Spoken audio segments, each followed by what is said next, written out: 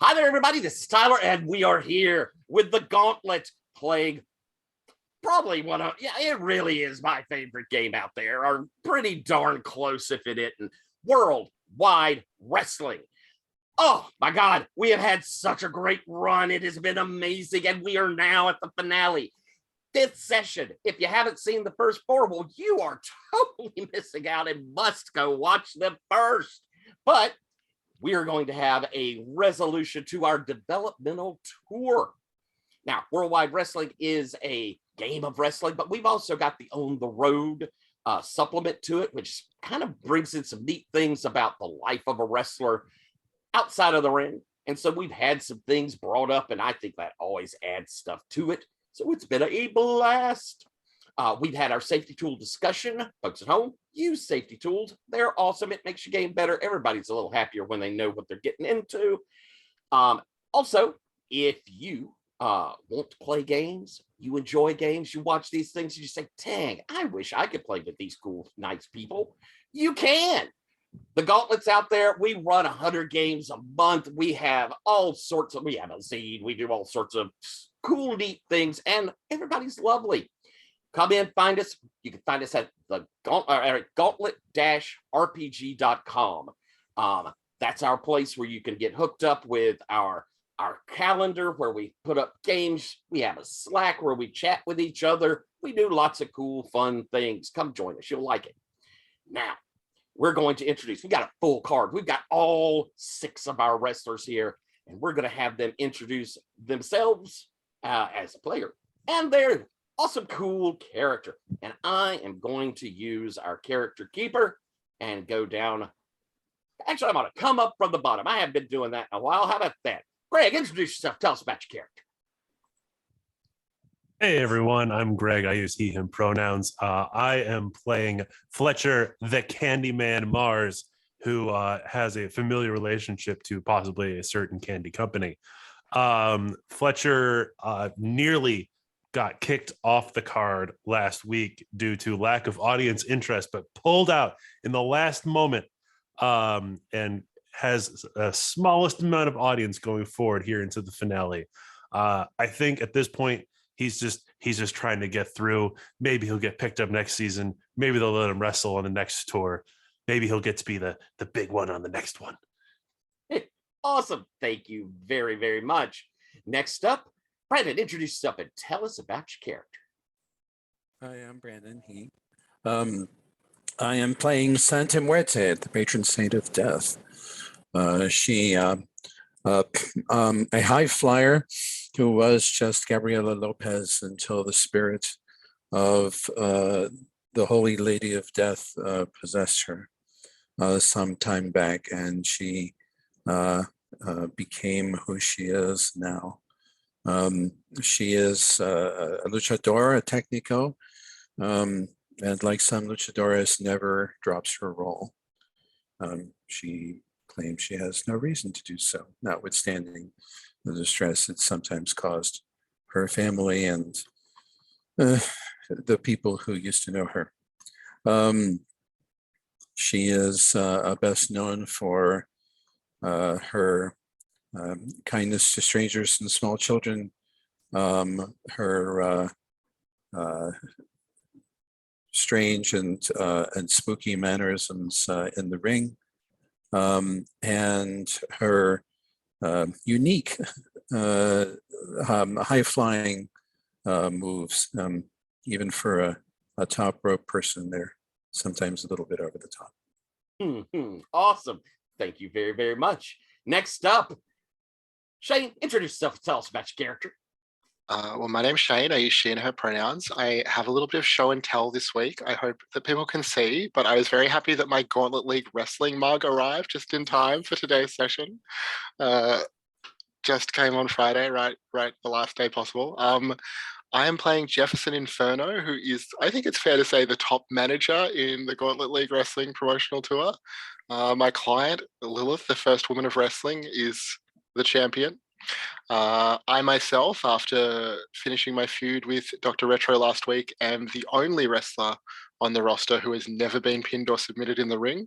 So things are looking good for Inferno Incorporated. Fantastic. That strong recommendation as a wrestler there. Fantastic.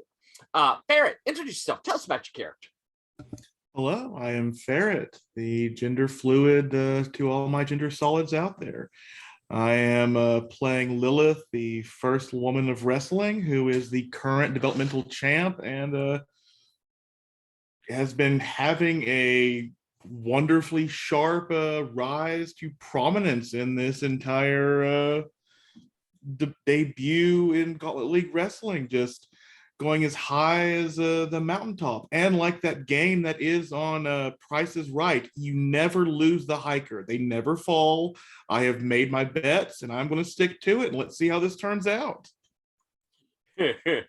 Fantastic. Thank you very, very much. Next up, Lowell, introduce yourself. Tell us about your character.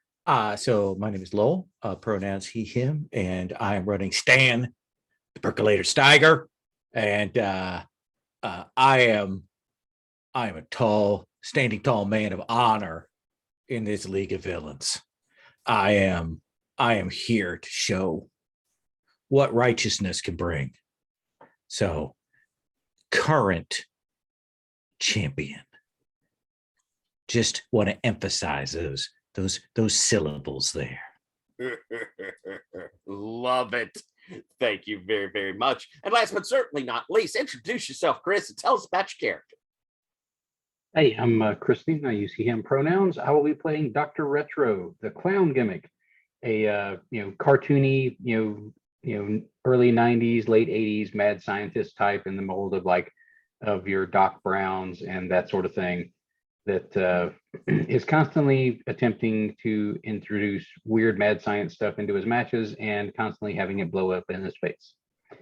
He has happily given Jefferson Inferno his only loss, although not by pin or submission, of course, in their feud blow off last week. And he is currently glorying in the fact that he now has full ownership of the trademark of the Orange Mist now.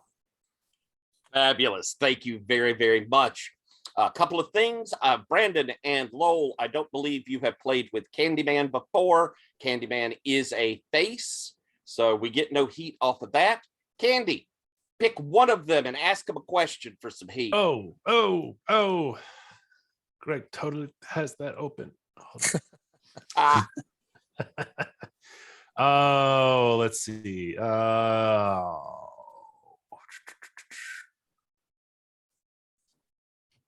I've already asked the question. I think I've already asked all the ones on here.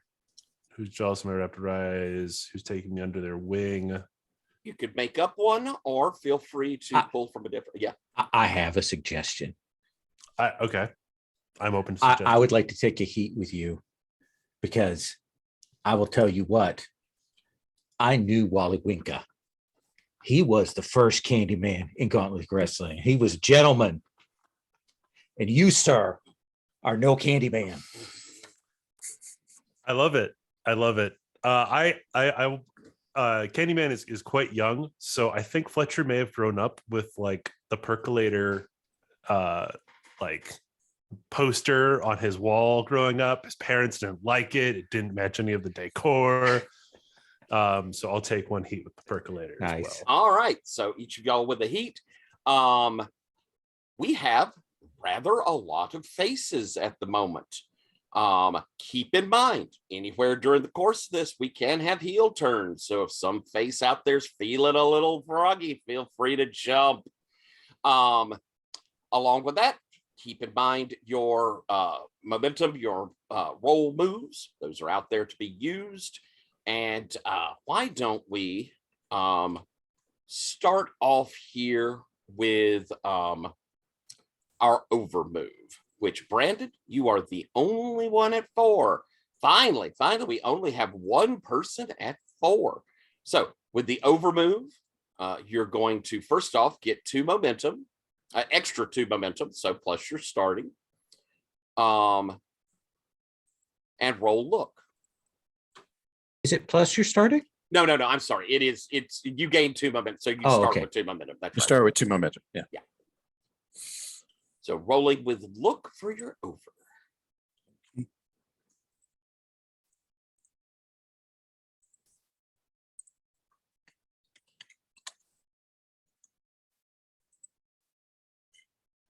9. Oh, very good. So with a 9, you have so many tabs. With a 9, you get to pick one. Demand to be granted any match you want. Call out anyone on the roster to explain themselves and gain +1 heat, or gain a momentum. So many good choices.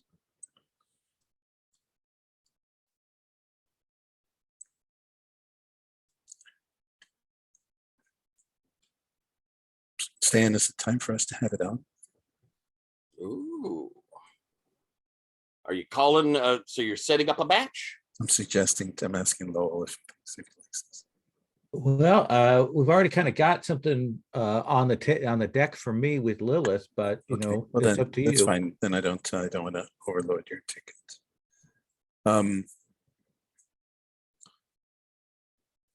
I'll just go with the extra moment. Ooh, okay. All righty. Taking in the momentum, always useful. And I think that gets us set up to go.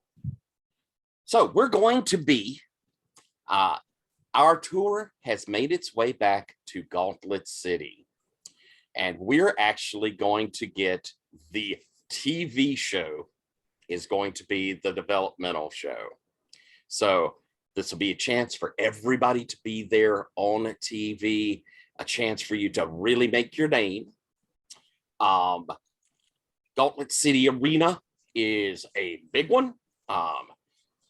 So I'm going to ask, Retro, did we fill up all the seats, or are people a little disappointed to see the developmentals? I think we filled up all the seats, but maybe there's just a little inertia there. Like the big show, like was lit last time, so everybody's kind of expecting a lot. And our last show had a couple of pretty big ticket matches that went very well. So there's enough positive buzz to between both what we did last time and the big leagues that just came through. There's enough buzz about Gauntlet League wrestling in general to get the butts in the seats. Whether we keep them there is, another question. Excellent. All right then. And Shane, we've got a tie-in for this developmental. They wanted to make sure, without the A-list talent, they wanted to make sure to have a little money extra. Who is the company or the sponsor we are getting for this big match, this big taping? Well, I mean, in honor of David, who had to drop out for the Brindlewood Bay Kickstarter, maybe like one of the minor stars from the Brindlewood Bay TV show has come along as a special guest for this week. Like not one of the Mavens themselves, but maybe like one of the Mavens' boyfriends or something like that. Oh, or maybe one of the nephews. Yes, a nephew in peril. There we go. So we've got Chip Woods, who is plays one of the nephews on the highly touted, especially in a certain demographic, Brindlewood Bay. And he'll be introduced. We'll see him sort of wave. The crowd, which tends to be younger, is like, who is he? Oh, he's in that old lady show. And they give him a warm welcome, if perhaps not a roaring one. Fantastic. The arena, since you're back kind of in Gauntlet City, those of you who live in Gauntlet City or near it can kind of commute from home. But Candyman, where are you staying here in Gauntlet City?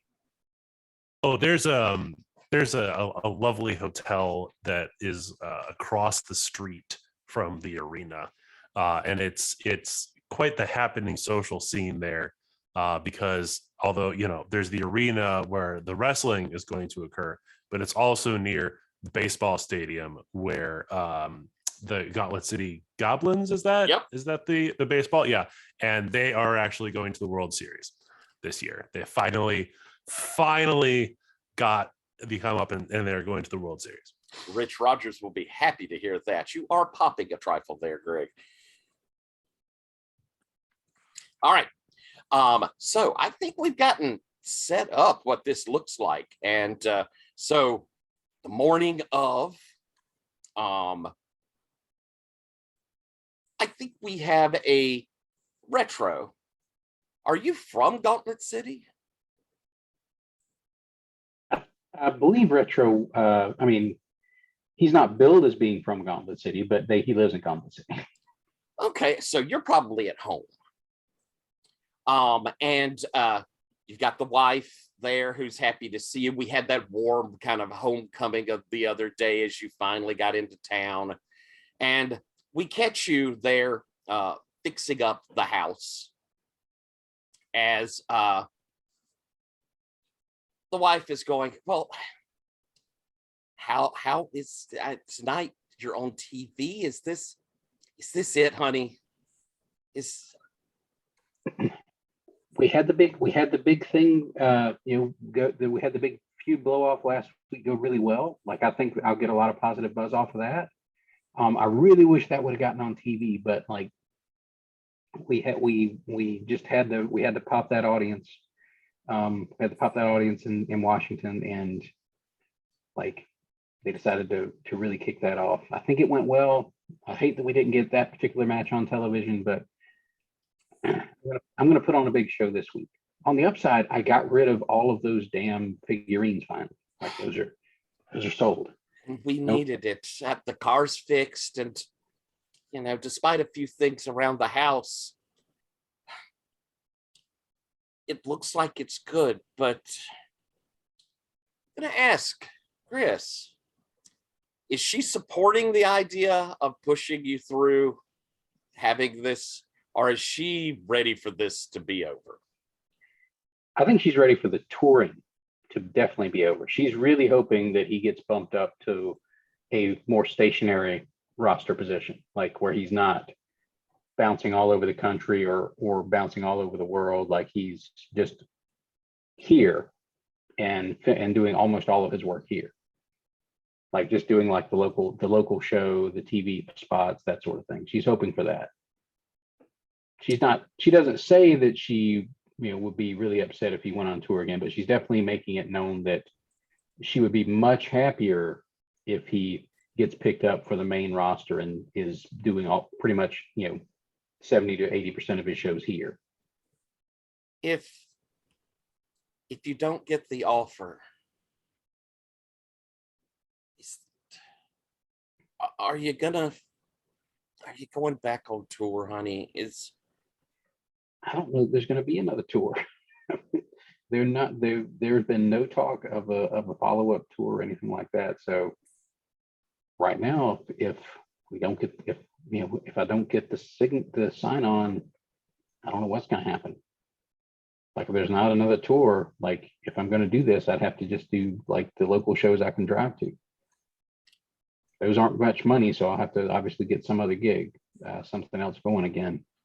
Well, I have a friend that works over at the elementary school, and they definitely need subs, and it could work you into a nice job there, sweetie. But I mean, they're not going to want a teacher that's out there doing that. Yeah, if I don't get the contract, I mean, I'm going to have to look at that. I mean, that's going to be because there's no other word of tours, and my shtick right now is not a big ticket in a lot of other territories. So right now I've got buzz with the GLW fans. I've got I'm not getting calls from like from the big tickets. Or even from like the big tickets and the smaller tickets in the bigger markets. Like this is it. Well, I know you're gonna do great, and you're always my hero. And she'll give you a big hug. Yep, and he will return the hug, and like you see the camera pan in, and you see this sort of awkward strain like on his face as he's thinking about that he hasn't heard anything about getting a contract, in spite of the nice words he's gotten from Marge about like holding up the ticket and defusing some bad situations. Like there has been absolutely no word about long-term plans for the doctor. Mhm.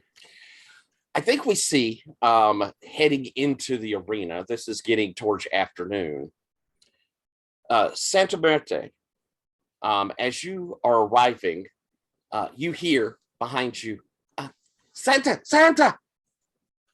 And you turn to see two young Hispanic girls moving up to you, kind of around the corner. And one of them yells, she's here. As they come up, Santa Muerte, you are my abuela's favorite wrestler. Would you be willing to meet her? Would you speak to her? I'd be delighted to. And you see coming around the corner an older Hispanic woman. As she comes walking up to you, I will meet her halfway. She says, Santa Muerte. And And if she's shorter than I am, I will actually crouch down in front of him so she doesn't have to crane her neck. Oh, she says, I have been watching you. I don't watch much wrestling. When I was younger, I was a fan down in Mexico, but I don't watch much now. But you've made me watch again. You are a hero. Oh. If I am anything, it is because of people like you who come to see the stories of good and evil play out. Thank you so much for your kindness. I cannot tell you how much it means to me. May I have your blessing? Of course. And I put my hands on her shoulders and I look in her eyes and say, may God bless you, and may life show you every kindness. May your end when it comes be one that you desire, and may your family remember you always. And you see her, the look of happiness that you did. Thank you. And as you turn back to go into the auditorium, we get a flashback of you sitting in a psychiatrist's office. What is the one line we get in that flashback? We get a one flash of you saying something to this psychiatrist, probably towards the end of the session. What do you say? I say,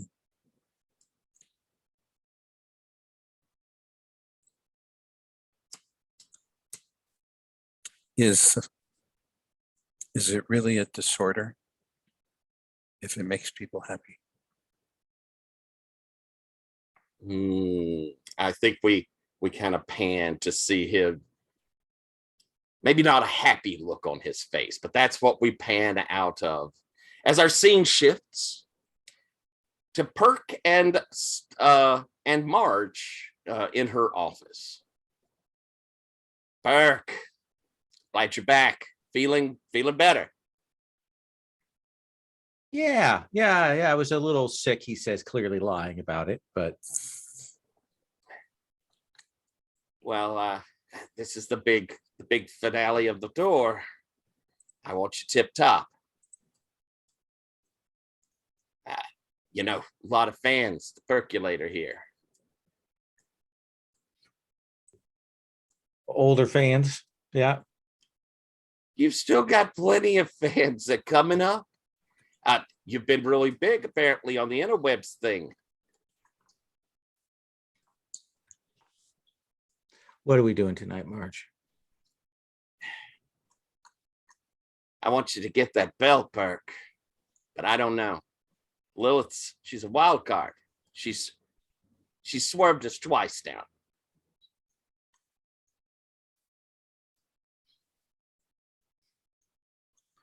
Look, I just want to do the job. And I got to tell you right now, I would like a belt to walk out of here, but I want to do what's best for the promotion. And if that means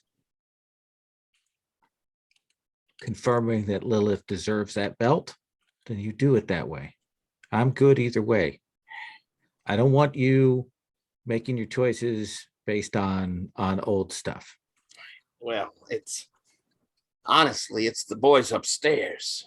They Mhm. want you coming in with that belt so they can put a little shine on it. I mean, you know the biz like I do. They're gonna take it off of you pretty soon, Burke. But your name, you bring it in, it's shiny, and it puts you back in the mix, up on the, back in the league. Are you giving a Lilith a recommendation up or not?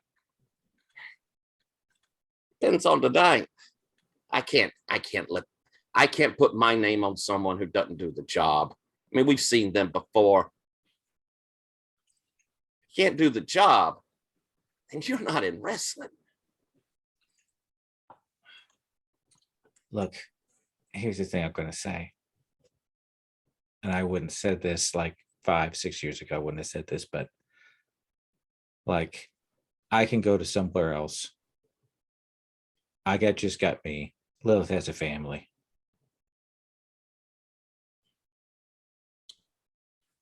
Yeah. I can do the circuit. I can trade on that, but you need to talk to her. She needs to get steady so that she can take care of that family. I'll be honest with you, Perk. When we started this tour, I thought she was going to be the star that I put all the rub on. I thought this was going to be her time. She's fought me tooth and nail. Go out there. Do your best, like I know you're going to. And I'll do what I'm told. But I've told you what I want. That's why you're a pro. Let's shift to a scene of Jefferson and Lilith arriving here at the auditorium. Got a few folks who probably stopped you on the way to get a selfie, to get an autograph, but y'all made it inside now. I'm gonna say that you arranged to meet to come in together. Probably didn't drive in together, but met there together. Have a little moment. How do you like the place, kid? I could get used to this. What about you? How do you like it here? Been here before. I'll be here again. Don't know if I'm going to stick, but I think you will, which is why I'm glad you like it. Well, I mean, you know what Marge said, if you want to stick around. Yeah, but Marge says a lot of things, and we'll see. I want to stick around. We'll see how it goes. If she keeps her word, it'll be nice. I mean, she could use me.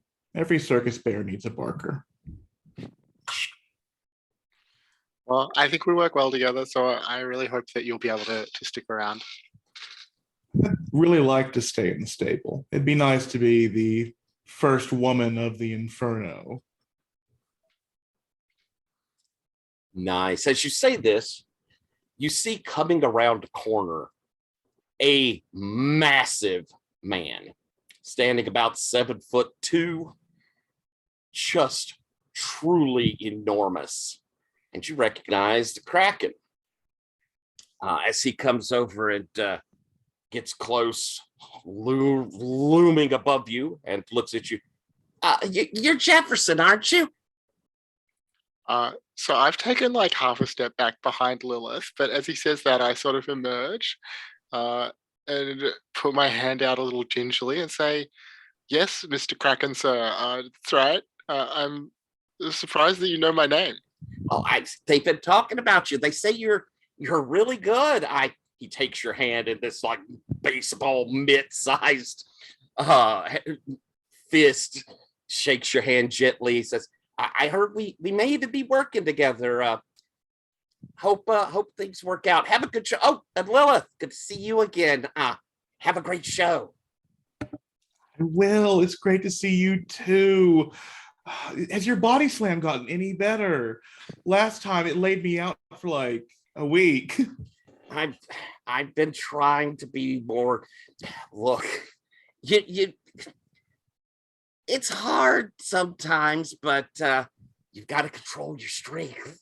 And he reaches down and gives you a hug that's just a little too tight. Yeah. The wrestling equivalent of shaking the hand too hard.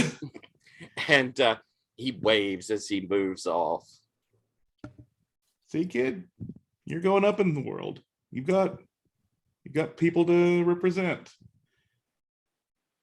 And I'm going to fight to be there with you. And we cut from that scene to Candyman. We've got a. I'm wondering, would you like to have a moment to do social media presence? That's if you have something personally meaningful you want to put out there, or do we think it's a different scene? I mean, there are options here. Not very good blowing plus audience, but it would be nice. Yeah, I think so. Candyman is in the lobby of the aforementioned hotel, and just kind of relaxing at the hotel bar, and one of the baseball players comes up and, oh yeah, I watched you on the show. Yeah, trying the wrestling thing out. That they get a couple drinks and takes a selfie with him.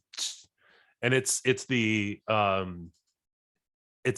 an Instagram post, but Candyman kind of gushes a little bit on it about, wow, really, getting out into this Gauntlet League wrestling, making your dreams come true. I grew up with wrestler posters on my walls, and here I am grabbing a drink with a baseball legend, and he came up to me. So excited to see this happening for me.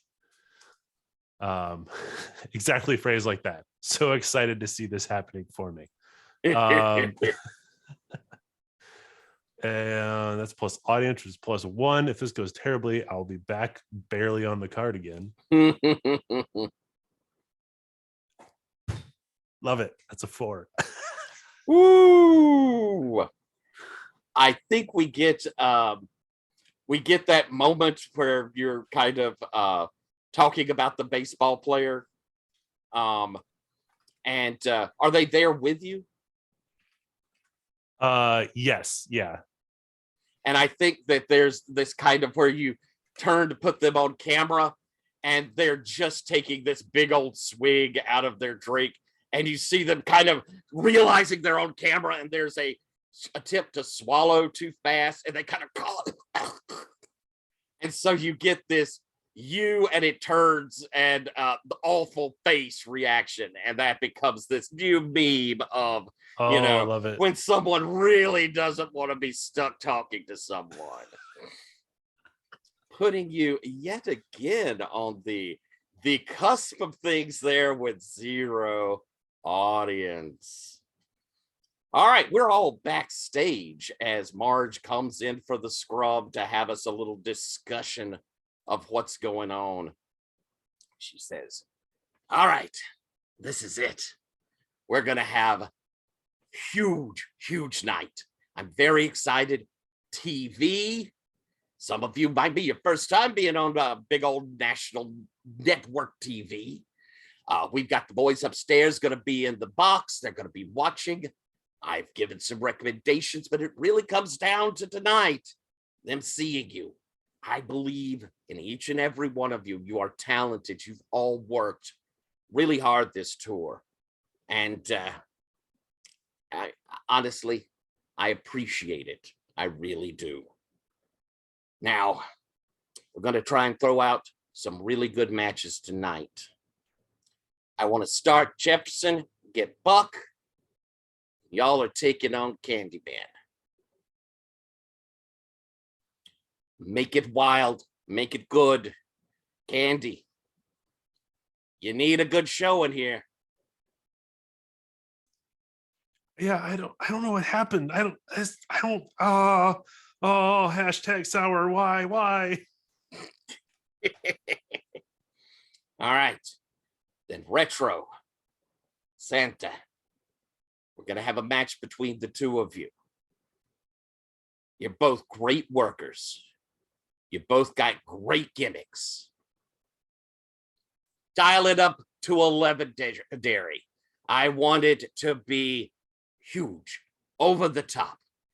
Retro, get some actual moves in, make a wrestling match, but bring all the gimmick. Santa, I want to see the whole spread. Run the gamut from A to B, baby. I want everything hopping. Lots of action. Lots of action. Then we're finishing with the title match. Jefferson, cage above the ring.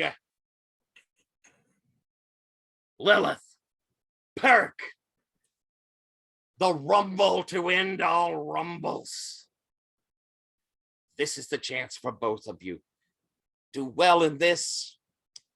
You could take that steam right on into the big league. We could see this thing rolling. It's television. They may want to see the play out of that storyline. Hot, hot, hot. You're both pros. I know we're going to put on a show that people are going to remember. All right. That's what we've got going. We've got a full house. Yes, Brandon? Margaret, I'd like a stipulation. Ooh. Really? Yes. What are you thinking? I think Charles would be amenable. I want a blacklight match. Blacklight match. What do you think, Retro? We talking like, black lights and the fluorescent body paint stuff? Correct. Ooh, I haven't done one of those. I've You seen said- them done. I've watched them done. Oh, You said you wanted to highlight our gimmicks. this could be good. I've got some other ideas too. Maybe we can talk. Maybe we can talk once we're done here. All right, then. That is good. All right, I like it. Get yourselves all shined up. I'll tell the people up in the rig to put us down some solid black light, maybe even a strobe or two here and there. I like a strobe light. Be careful with the strobes. We got in trouble for that one time. Somebody had epilepsy, and there had to be like an ambulance. Oh yeah, that's Super okay. careful All with that. right, good thinking, Retro. Especially if we're doing black lights for the match, and then you put a strobe in there. Ooh, it'd be bad. Oh yeah, Just switch to different colors, Marge. Red for different highlights, and keep switching around. It's like a strobe, but less effectively bad. I like that. I like that. Okay, let's get out there. Make me proud, and don't fuck it up. All right. So we have our set. I think we're going to go ahead and get ourselves into the first match. Candyman,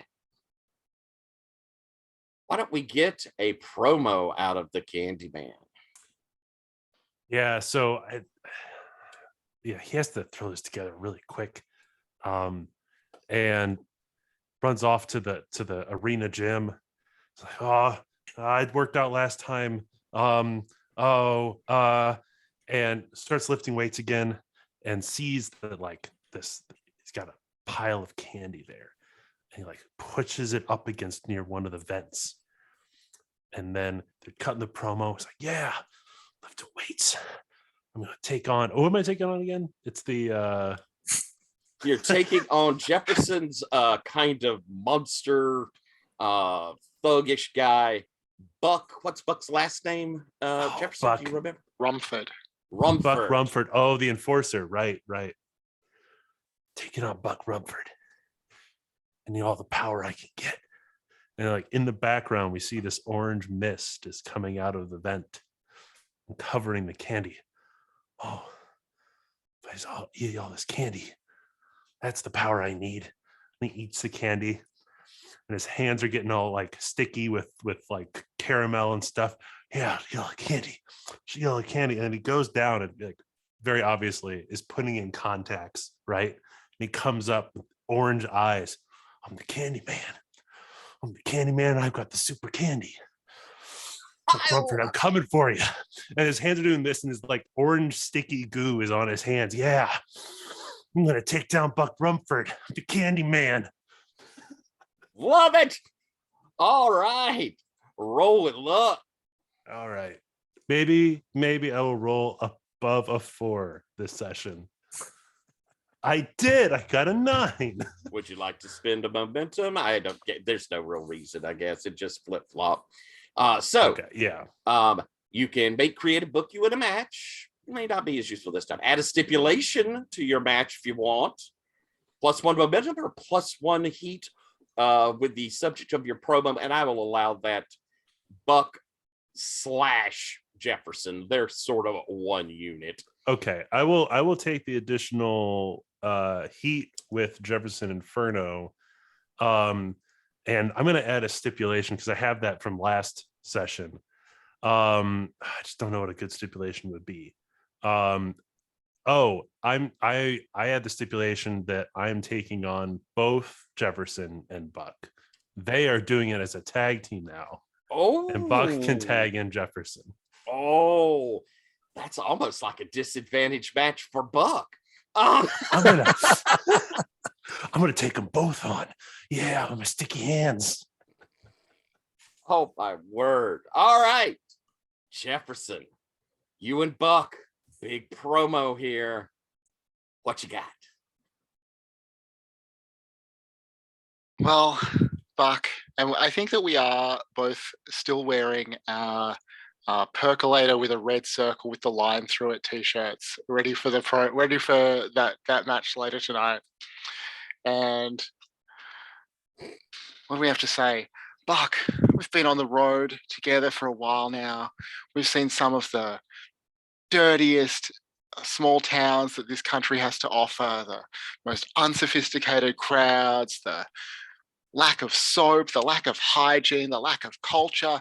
But somehow I'm in Gauntlet City for the first time, and it's even worse here. I cannot believe the crowd that we have to wrestle in front of tonight. But you and me, we're sweeter than him. He leaves a sour taste in our mouth, and we're going to leave him lying in the middle of the ring, 1, 2, 3, maintaining my record as the only wrestler in this promotion who has never been pinned or submitted. So you just follow my lead, Buck. I really want to hype up that I'm like acting like I'm the superior wrestler when obviously, Buck might not be much, but he clearly knows more than I do. And that's the promo. Excellent. Let's roll with luck. So I have this thing that when one of my moves, my mouthpiece, if I speak for a client who's a non-player wrestler, I gain +1 momentum when I speak for him. Excellent. I'm not sure if that's in addition to or instead of rolling the promo. I think that you will get that, and you can roll the promo. All right. Let's see. Sorry, I think my look is 2.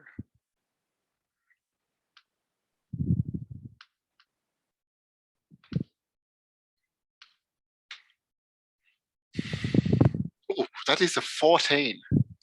Woo!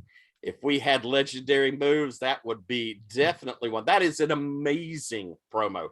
People are hyped for it. That combo actually of 2 really good promos has people really buzzing about this match. So you get the choice here. Well, you're going to gain a momentum, and you get to pick, add a stipulation to the match, gain 1 momentum, or gain 1 heat. Yeah, I'm just going to gain 1 heat with the Candyman. Nice. Good choice. Always good to have that heat, baby. All right. I think I want on the table for this first one, I think we're going to put Lowell and Chris. All right. Lowell, who are you on the table? Bob Dobslaw, glad to be back here. in Gauntlet City because it's only a 30-minute drive from my house. So really appreciate it. Really excited to be back here in the stadium. They've done some upgrades. I understand we've got some new lights tonight. So yeah, that's exciting. God, I love him. Chris, who are you on the table? Well, I think since it's a Jefferson Inferno match, I think Dr. Retro is at the table. Like, sure, they've blown off their feud, but like, there's still something there. There's bad blood, and we've seen the orange mist. So, And the doctor just says, you know, Bob, this match is going to again highlight the serious nature of science and trademarks. And I'm going to have a word with the Candyman about whatever this is with that orange can. This is apparently going to be an ongoing problem, and I blame Jefferson. Ooh, so it wasn't Retro that helped out Candyman. Interesting. I blame Gen Xers. Who? What? Oh, well, it sounds like they're getting started. And that is said, Candyman, what does your entrance look like, baby? Just to keep the orange theme here, they've loaded the confetti cannons with orange Tic Tacs this time, and they go off like shotgun shells, possibly a little overcharged, and it goes all over the stadium. Oh my eye! And you know, normally Candyman's coming out kind of like a pretty boy, but this time he's not doing that. He's got like chocolate on his face, and he's looking a little off. He still has the sticky hands, like he's still doing that. It wasn't just for the promo. What's going on?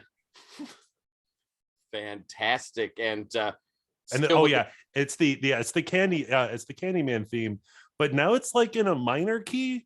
Somebody like took it down a half step, and now it's a little disconcerting. Oh, and I think we've got the orange lights coming and hitting you, and it's, you know, back at home, so they're giving you the full look as you get into the ring. The crowd cheering you on. Your promos got you up, even if your audience is down. Jefferson coming in with Buck. What's it look like? So Jefferson now has a very elaborate, almost Ric Flairish wrestling robe, heavily bejeweled, strutting down to the ring. Buck, you know, just a few steps behind him, and then every now and then Buck gets a little bit too close, like he's going to share the spotlight, and Jefferson like stops, turns around, puts his hand out, makes sure that Buck knows that he's the lesser partner in this act. Struts on up to the ring, you know, does a lap around, resplendent for the crowd to boo, you know, yell at the crowd, fans at ringside a little bit. Looks scornfully at the Candyman as he passes by, staring daggers at him, and then climbs up on the opposite turnbuckle, stamps his foot a few times in excitement, ready for the match. Do you have music of your own now, or do we have Buck's music? What music did you come into? Yeah, I think Disco Inferno again. That's going to be Jefferson's thing. Excellent. Fantastic. And the crowd is popping as the bell is rung. Ding, ding. Candy, you're in control of the match. Jefferson, are you starting the match, or is it Buck in there first? Oh, it's definitely Buck in there first. All right. Keep in mind, Jefferson, you can do things as, you know, as a manager there with your person in. But Candy, Buck, pretty big guy. How are we starting this match off? Yeah, so Candyman just like lunges into it, grabs him by the waist, runs him into the ropes, and Buck is like, this is not what we were supposed to do. And runs him into the ropes, bounces back, goes, and then grabs him again. They wrestle back and forth for a little bit. There's some pins, and Buck looks like he's getting up, and every time like the camera goes to the Candyman, he gets like, now it's just one orange contact, probably because one fell out. And so there's lots of shots at Candyman in like being held, and he's supposed to be little choke things, and Buck's like trying to keep him away from the ref because that's not legal. And then Candyman like pulls his arms, goes ah, and that's the power move for wrestling. Just pulling Buck's big arms. Buck's like, whoa, that's a little bit more strong than I anticipated. Nice. All right then. So wrestling with power, it sounds like here. Yeah. Go. That is a 10. I Fantastic. gain momentum and keep control of the match, correct? Well, or you could take heat. You could gain 2 momentum, or you could gain 1 heat, but you do retain control. Ooh, I will take 2 more momentum. I could use it for sure. Okay. And so yeah, I throw his arms back, and like now Buck is like rubbing his arms, like, oh, that hurt. Candyman runs up the post and it's like, yeah, and does a backflip back, and hits Buck right in the shoulder and takes him down. Ooh, nice. And it gets Buck into a pin, and Buck is starting to crawl a little bit, and he's waving his hands out, and Candyman grabs his hands, and now Buck's hands are all sticky with candy. He's like, Jefferson. Buck's reaching out. Candyman flips him on his back, and they're like going across the mat. Does Jefferson tag in? No, Jefferson very like visibly withdraws his hands like he doesn't want any part of this. Oh, I love it. So do we sound, does this sound like you're doing a move, kind of a look thing here, Candy? Yeah, I think this could be a look. Yeah. That's +2.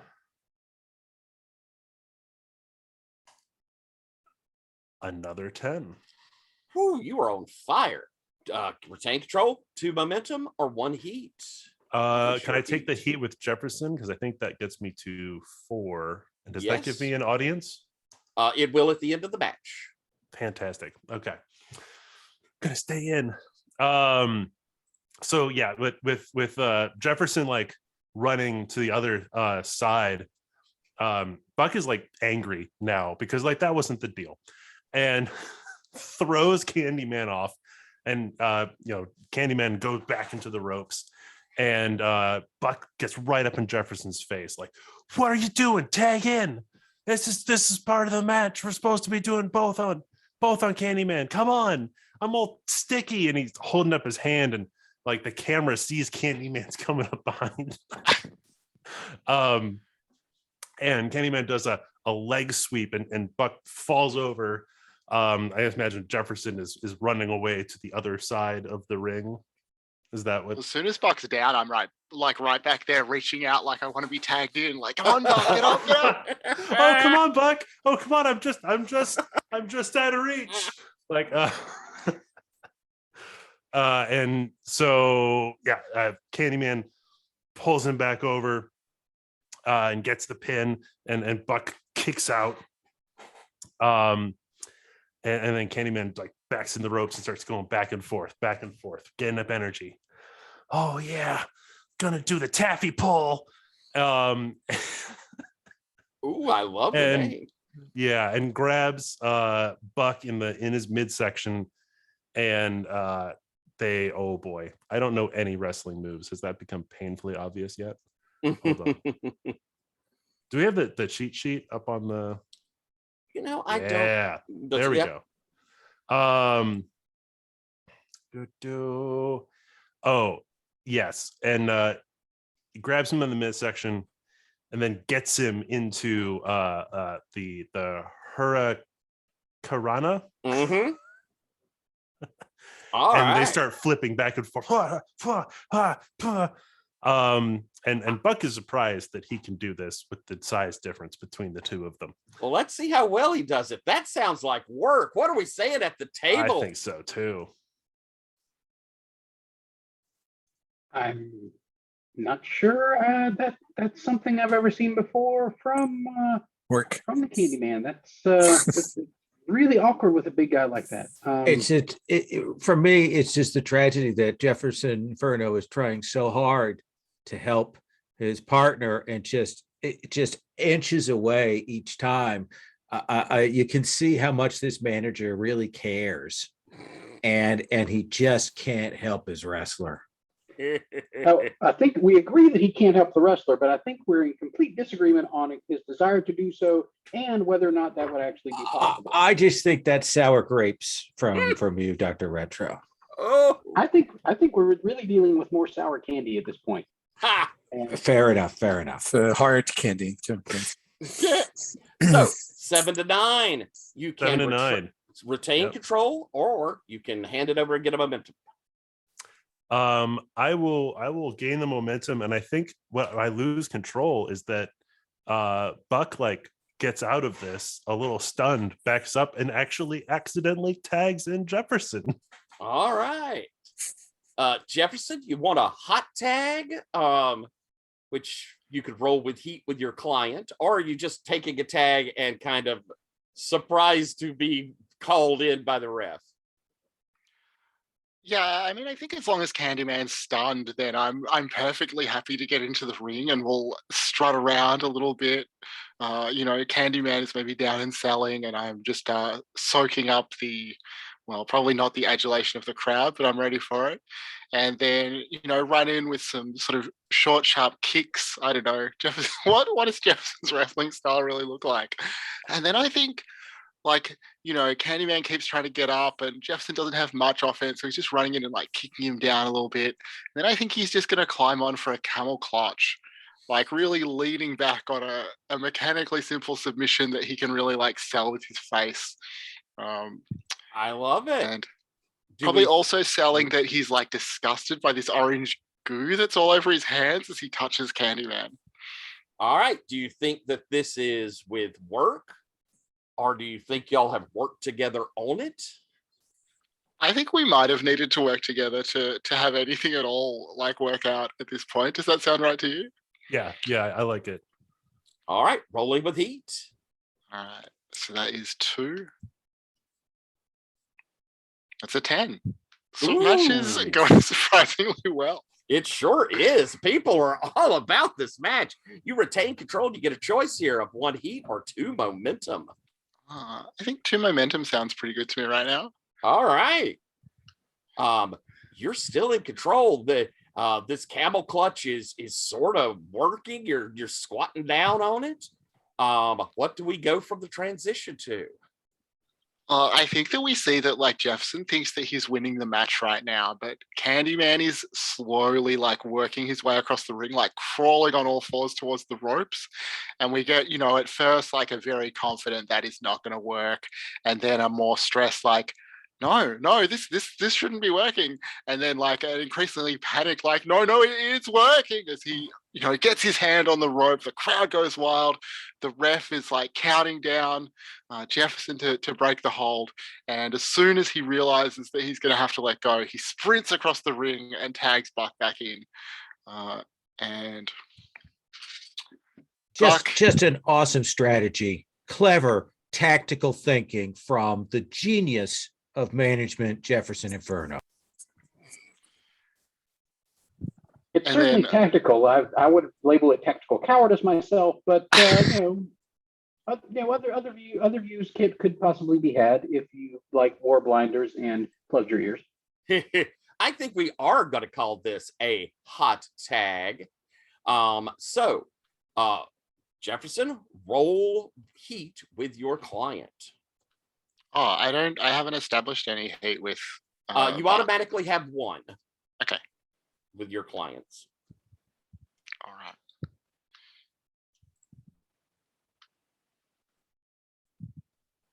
Oh, that is a big miss. Let me see. What would I get? I have talked about how this is tactical and just a brilliant move, so I'm going to put Jefferson Inferno over. Nice.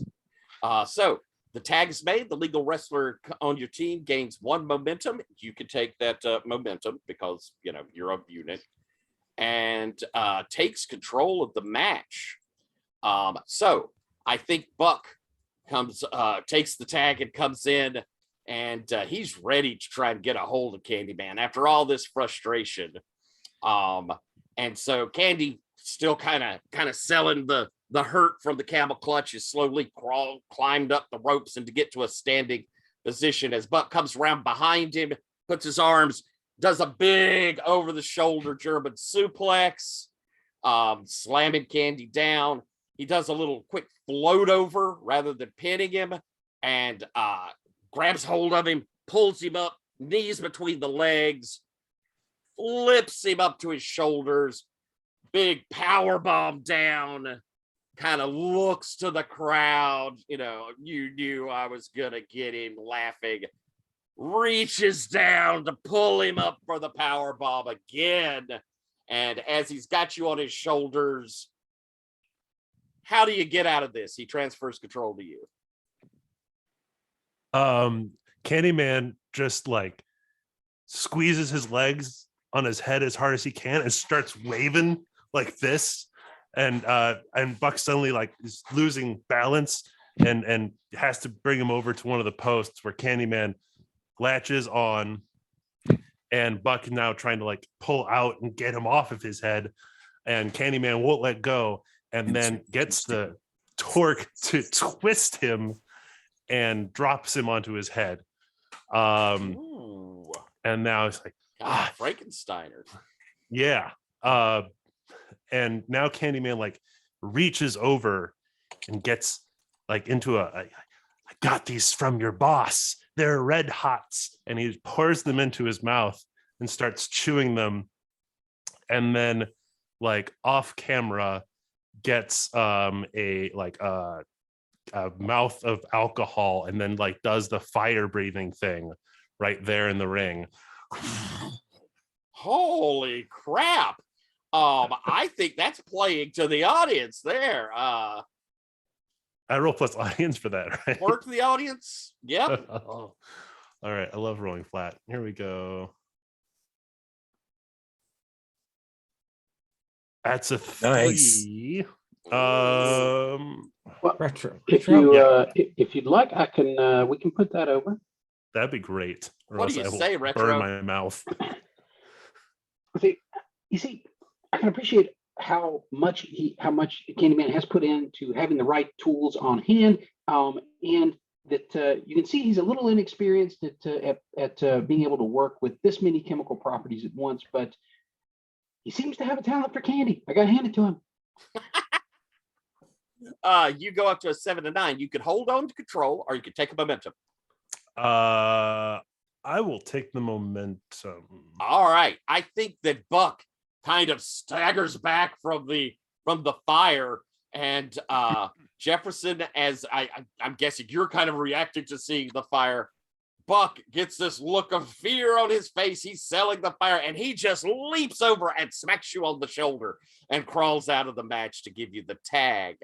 As he does, the ref comes over and tells you, Candy's going over, Jeff. So I am gonna to start like screaming at the referee that Candyman should clearly be disqualified for that. What is this? This is supposed to be a wrestling match. This is not an arson competition. Like, what is going on? And then just turn to Buck like, come on, this is not what we signed up for. We're just getting out of here. And like Buck doesn't want to leave in the middle of a wrestling match, but Jefferson is just going to insist and start like turning our backs to the ring and walking up the aisle away. And I don't know if Candyman wants to come out with some big dive or something, but I would probably hand control back to Candyman at this point. All right. Sounds like you might be trying for. Have you gotten Cheap Heat yet? I did. I don't think I took it, but I did insult the audience earlier. I think that this probably could go for a Cheap Heat too. Moment. So go ahead and take that +1 as you're moving away. And Candy, are you going to take the count out win, or are you going after him? Oh, I'm going after Jefferson. Candy jumps out of the ring, and I suppose Jefferson still has that fancy, glittery, Yeah. Grab his robe. Grab his robe and like pull him back to the ring. You're not getting away. You're not getting away. I'll make you my manager. And, That's a twist. yeah. And Candy like throws Jefferson Inferno up through the ropes and gets in. And I think, as a callback to last episode, Jefferson is doing the running around the ring, not just avoiding all of the grabs. And Candyman finally gets him to the ground, pins Jefferson, and just like gets down and whispers in your ear, "Hey, I'm thinking about doing a heel turn. I think it's working out really well. So I'm just gonna." Well, what does the finisher look like? What is your big finisher to get this? It's a reversal. It's the crab that we had worked on before. The camel clutch. It's the reversal of that, right? And So Jefferson taps out faster than anyone has tapped out in the history of wrestling. So let's have you roll your finisher there. Candyman, rolling flat, but you get Rolling to flat. use momentum if you need to. It's a 6. I will on a 10 plus. Yeah, I will also get in the audience. So I will burn all my momentum down to 1. Excellent. All right. So you gain an audience. We have finished a match. You have a 4 with Jefferson Inferno. You gain another audience. Woo. Jefferson, do you have a 4 with Candy? Nope, it doesn't look like. All right. The crowd is cheering this crazed Candyman win. And as Buck comes and kind of helps Jefferson out of the ring, Jefferson, how are you reacting to Buck there, having not been there to make the save? I am shoving Buck away. If Candyman wants a heel turn, now is his chance to like become the new member of the stable by helping me like take out Buck. Ooh. Oh boy. Is this the moment? Yeah. I think so.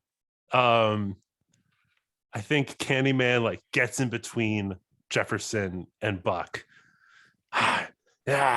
And just like pushing him back and like, no, you stay out there. You stay out there. Awesome. The crowd kind of, this twist has turned the crowd, they're like, no, Candy, no, boo. They're throwing Tic Tacs back at you or Skittles back into the ring. So awful as y'all head to the back. We are going to take a break here, I think, before we get into our next match. So I'm going to stop the broadcast. All right, we're back. So I think we get kind of a shot where we're going through the hallways. We go by and we see Sippy Cups and Victoria Onyx kind of arguing over who gets to do the interviews at the show tonight. Victoria, this is my Sippy's like, this, I have been running the door as the camera passes by. We see the Turner twins back there getting ready for their match. We haven't seen them much on the tour, but they're very excited to be going up against Gargoyle Lord and Bullwhip here. Shortly, we see them moving out towards the ring. We come on back and we see the Padishah of Wrestling heading down the hall as he stops and sticks his head in a dressing room. Jefferson. If it is not, Padishah, sir? yeah. Oh, sorry. Yeah, Jefferson.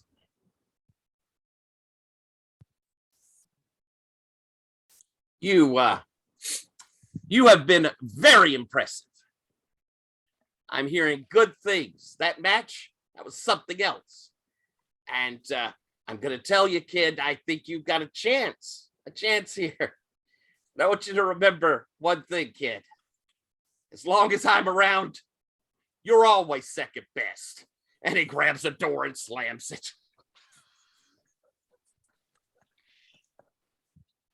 And we head on to the second match.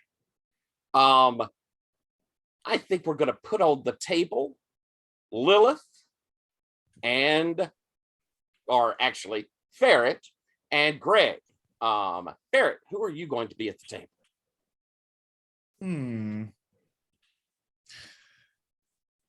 I think because we are in Gauntlet League City, who was the I think I'm like a producer of Brindlewood Bay that got like suckered into this. I was going to be Chip Woods, so that works out great. Yeah, so I think I'm like literally like Chip Woods is a like PR manager on the table, making sure everything's going fine at this wrestling event. All right, and so Greg, you're going to be Chip. Yes. Oh my! So we've got a novelty table with Santa Muerta and Dr. Retro heading into the ring. Retro, let's get a promo from you. Charles, Santa Muerta would take Charles aside for just a moment. We can have a moment talk. Yeah, I think that was set up before. Charles, I'd like to do something if you'd be interested. Some ideas too. What have you have on your table? You are a mad scientist, and a classic story that you have not done is the mad scientist tries to cheat death. I think that might work with what I've got in mind.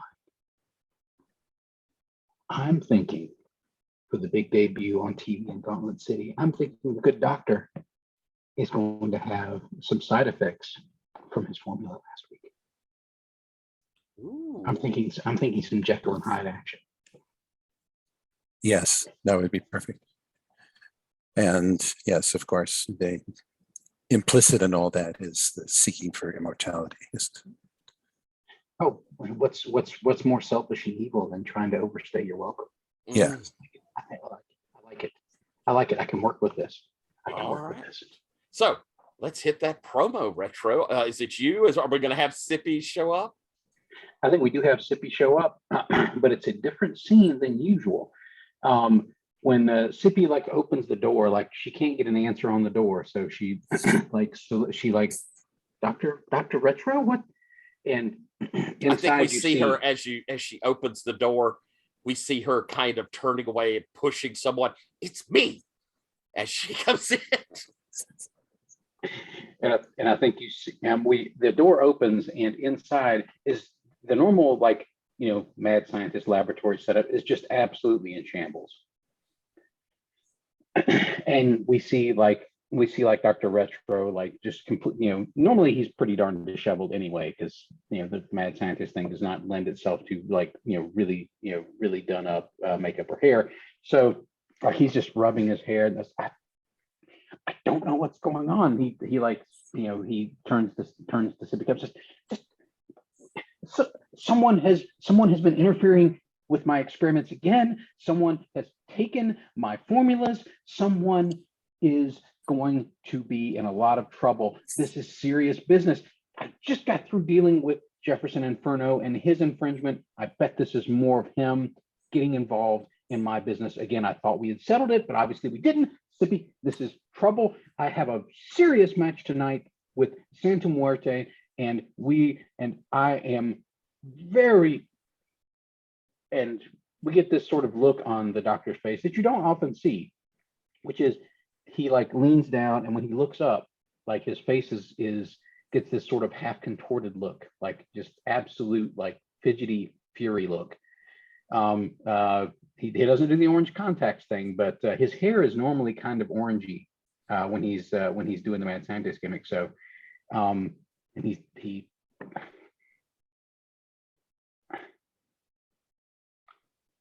we will deal with this. But first, I have to deal with death. And I don't have time for that. I do not have time for this. I have problems, Sippy, real problems. I can see that, Dr. Retro. This. And then he twitches again and says, this is really difficult, Sippy. You work so hard. You put together your experiments. You try to give the people what they want, and you try to build yourself up, and everybody else just keeps tearing you down, Sippy. It's not. And he twitches again, and he turns around, and now I think is when we see like a little, not quite fully orange, not quite Candyman, but like it's a tint now. You can like his normal eye color plus just a hint of something brighter, something a little odd. Oh, Dr. Retro. People think they can end me. People think that they can stop me, but they can't, because I am not something that can be stopped. Yeah. And then I think Sippy like just sort of jumps out and slams the door behind her. Yeah, she backs up and dark words from Dr. Retro. All right, roll that promo. Okay, let's see how this goes.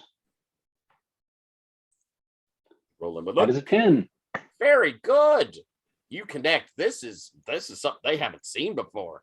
You gain a momentum, and you can add a stipulation. You can gain 1 momentum, or you could gain 1 heat. I think I want to gain 1 heat. That'll put me at 3 with Santa. So. Nice. Good choice. Good choice. Santa Berta, what's the promo look like for you?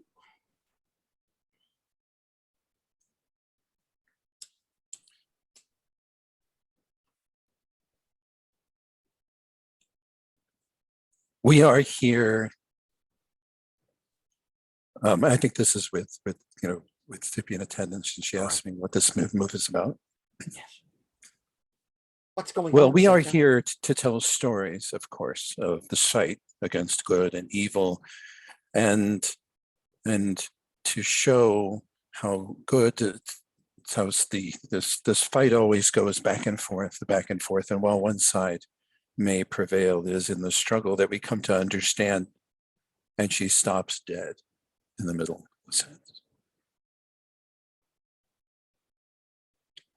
And she gets a faraway look in her eyes. And she goes, "Oh no." What's wrong, Santa Berta? I didn't think it would come to this. But Dr. Retro is playing with forces beyond his control, tampering with things that no one was meant to know. Oh no, Santa.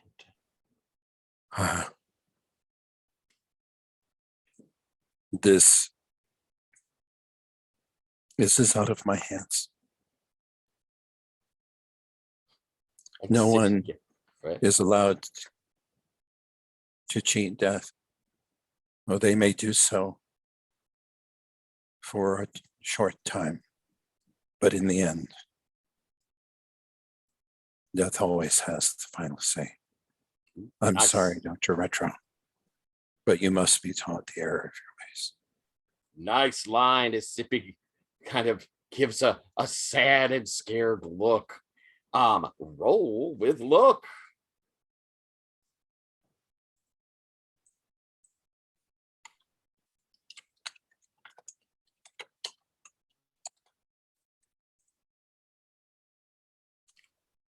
Ooh. Very good. It's 9. You could spend 1 momentum, but it flip-flop back in. So I don't know if it's worth it, except for the, I don't know, feel good of having hit a It's hit. the feel good. I will. Yeah. I will spend the momentum and get it back, and get back another momentum. I cannot increase my heat with Dr. Retro You at the because top? it is maxed out. Ooh, all right. So another momentum taken, and the crowd is all about. I mean, this has been hot. This crowd at home is excited. I think we're going to have you come in first there, Dr. Retro. What's it look like? Okay, I think what we see is Retro's actually coming in with like one of his standard like semi-goofy entrances. Like we see like the we have like the sort of comical like some sort of comical lab lighting, the spotlights, and we see him like trotting out and like trying doing his standard like trying to activate his little smoke machine, and we see it as it usually does just blow up in his face, as She Blinded Me with Science pops in, and instead of seeing like him sort of coughing and waving it off like he usually does, we see him just smash the bejesus out of it, like stomping it, kicking it, and finally just throwing it off stage. And then like stomping up to the ring and like rolling in underneath the ropes in a very uncharacteristically herky jerky sort of way. But then when he pops up, he's smiling again and like waving to everybody. I think as you did your breakdown on the machine, we get a light dim, and that's when we first get that pop the black light. What is the primary color we're seeing shining off of Dr. Retro in the black light? I think we're getting like a combo light. One side is that sort of sickly orange, and one side is like a standard like bright light. And he hasn't done the paint yet because he's going to do that like when we hit the first like blackout. But he's going to be basically painted like half that sort of to give it that sort of fluorescent orange look, and the other half is going to be like almost like a comically painted mime paint. Ooh, nice. So that it's really going to stand out once we hit the black lights. All right. So, Santa Muerte, what does it look like as you come in? Santa Muerte comes down, and she's in a different outfit than the usual beautiful, elegant red dress that Katrina wears. In this, she is coming down, and she has the robes of the Reaper on, and they're in a blood red. And over her shoulder, she has a sickle. Ooh. What's the song playing? The song playing is a narco ballad that is popular right now. Nice. And its theme is the brevity of life. Ooh, lovely. As you come in, I think we get another of those moments where the lights kind of dim just as you hit the ring, and the black light comes on, hits you. What's your primary color you're projecting in the black light? She seems right now in the black light. It doesn't seem. It seems just there's kind of just a light sort of grays, pale colors right now. Popping off the face paint and all. Just a little bit. Everything's kind of very muted and very quiet. Gotcha. But that's because this isn't the reveal. Gotcha. So as we have the two of you in the ring, the announcer says, ladies and gentlemen, we have a first here. On our table, we have famous producer. What's your name, Ferret? What's the producer? I think it's I think it just instead of like having a name, it just says an @ and like Twitter handle of Brindlewood Bay producer Matt. We have well-known producer, looking at a car, at Brindlewood producer Matt. Matt! And beside him, famous actor and well-known cast member Chip Woods. Hello, everyone. I'm so happy that you had me here. And tonight, this is a Brindlewood Blacklight match. And as he says that, the lights kind of shift and we get this kind of different shading to everything. The black lights are coming on and we have kind of a cycle through of the lights across the audience as they and come down to the ring. What are you saying there, Chip, as the match is fixing to get started? You know, I know a thing or two about wrestling with forces beyond your control, and that seems to be what's happening tonight with these two. Matt? I am spraying glow-in-the-dark hairspray into Chip's locks, and I was like, oh yeah, this is a pretty classic thing. I think it'll be, this is an amazing opportunity for Brindlewood Bay merch. Get your glow-in-the-dark octopi that are a New England's favorite. Also, 25% off. It gets cut off before he gets the Groupon link in. All right. Santa Muerte, you have control of the match to start. So the lights go out.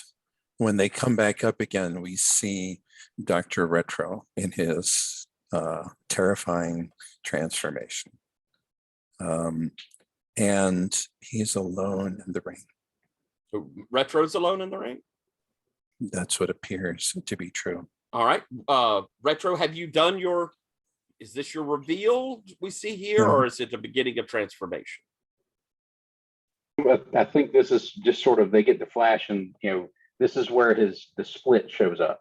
Yes. Like he's got so there's all of a sudden now there's this highlight of like happy Dr. Retro, bad Dr. Retro. Very nice. Yes. And you're there in the ring alone. So Santa, what do we see? And then you're there in the ring alone, and then something whips him sideways against the ropes, picks him, sweeps his legs. He dives out of the way of nothing at all. And then Santa Muerte casts off the black garment that she has, and she is lit up like a Christmas tree, except that it's blood red and purple. Ooh. That she just suddenly appears. She lunges towards him as he backs up. She does a handspring and goes into a flying leg scissors for a twisting takedown. Fantastic. Sounds like work, unless this is y'all working together. A high-flying maneuver, just like the high-flying taste of the Muerte Margarita, a taste that'll make you wish for death. I mean, more. We got a 7. 7. You can take a momentum, or you can hang on to control. Hang on to control for a moment. Okay. And actually, no. I will take the momentum and say in amplified voice, you are making a terrible mistake. Gotcha. And her voice echoes, no one can cheat death. All The right. end can only be tragedy. Retro, you've gotten control. You've heard these portentous words. What do we see? I think you see like the first reaction is like a classic Dr. Retro action. This sort of comical, like stumbling back and like sort of bouncing off the ropes a little bit, looking Selling kind of the scare. flabbergasted. And then we see him just sort of like twist a little bit, do that twitch, and the as the black lights are coming down, like he highlights the orange.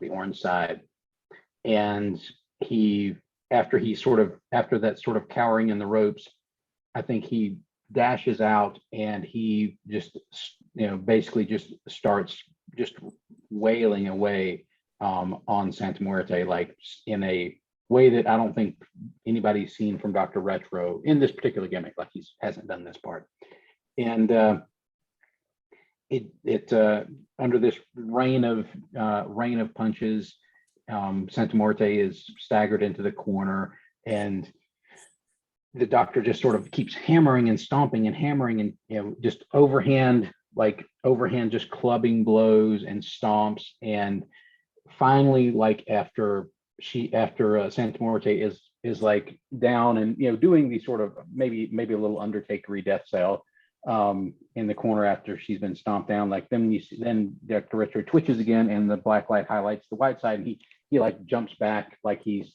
he's terrified of what's happened.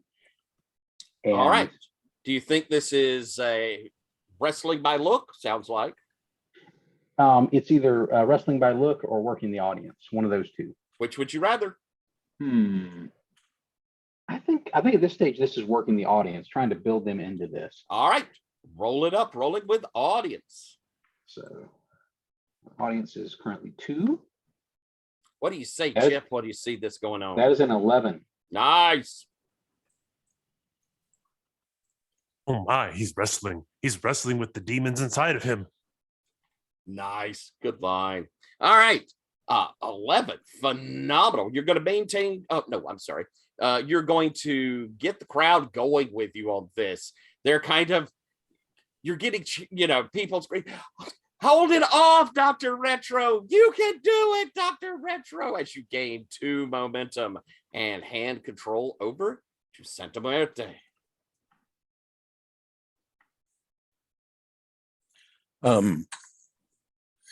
Santa Muerte was kind of left with, slumped in the corner with one arm over the top rope, sort of thing, and she picks herself up with obvious effort, and puts out both her hands as if she's pulling power from the universe for a moment, and then she circles around with Dr. Retro, and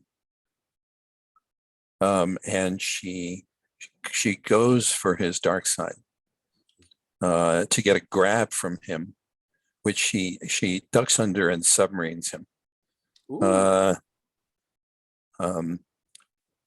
then throws him over on his side. He kicks out and gives her a shove that peels her across the ring into a back somersault. But she's up again, goes past him up on top of the ropes into a crossbody slam. Ooh, very nice. Very nice. And the crowd, let's see that wrestling move. Sounds like probably work there. It is work. Hit a 10. Woo. The roller knows it's the last thing. It is being kind. All right, you're going to maintain control, and you get your choice here of 2 momentum or a heat. I can't max out on heat. All right, it's looking like you're getting momentum. And what do you move into? I think the crowd's starting to get a chant of, you can save him. You can say, as you're fighting his demonic side there, or his dark side. Yes. And so at this point, I'm going to go in for a hold and get grabbed by the neck, by his offhand, and go up in a choke. And I'm handing the momentum over. Okay, you can pick up a momentum and I'm handing the control over, excuse me. Yes, you pick up a momentum to hand over control. Retro, you've got control and you've got Santa Muerte. Again, I think the dark side highlight, just wrenches this sort of chin lock just grinding on it. And finally the bad side comes down with a big chop across the chest that sends Santa Muerte down to the mat. And the doctor comes off the ropes and drops a fist into Santa Muerte's head and gets back up and goes back into the ropes again and goes up to do another move. But then the lights switch on, and like right in the middle of this move, as he's jumping up, it highlights the light side, and he just goes into this not quite a fit, but like it looks like he's like just lost himself in the air, like he didn't realize what he was doing, and he just like flops down into just flops down and misses the move entirely, and just sort of like stares over at Santa Muerte laying on the mat and like scrambles back into the corner and looks like he's trying to get himself back together. But then the next light comes on and it's on the orange side. And so then he leaps up to the second turnbuckle and dives off with a diving headbutt. Ooh, all right. This seems like it could be luck or it could be going with work here. It's kind of technical. I think this might be work. Like him, this is him actually doing some actual wrestling-ish moves. So let's see how that goes.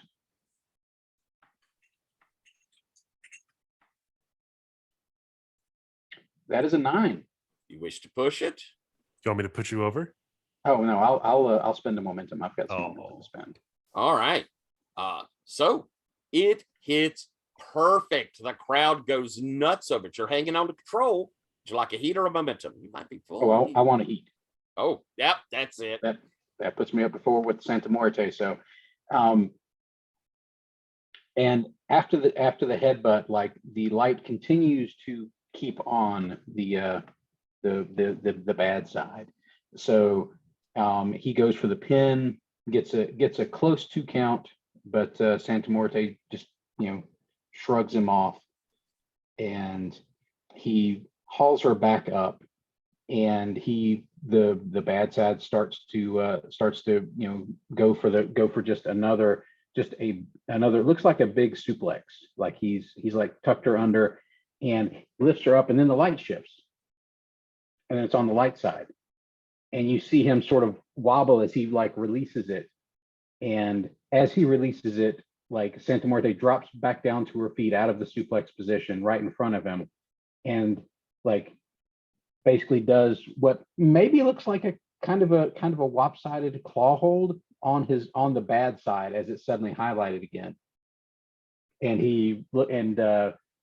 you see like that side of his face gets contorted as it looks like they're struggling back and forth with that.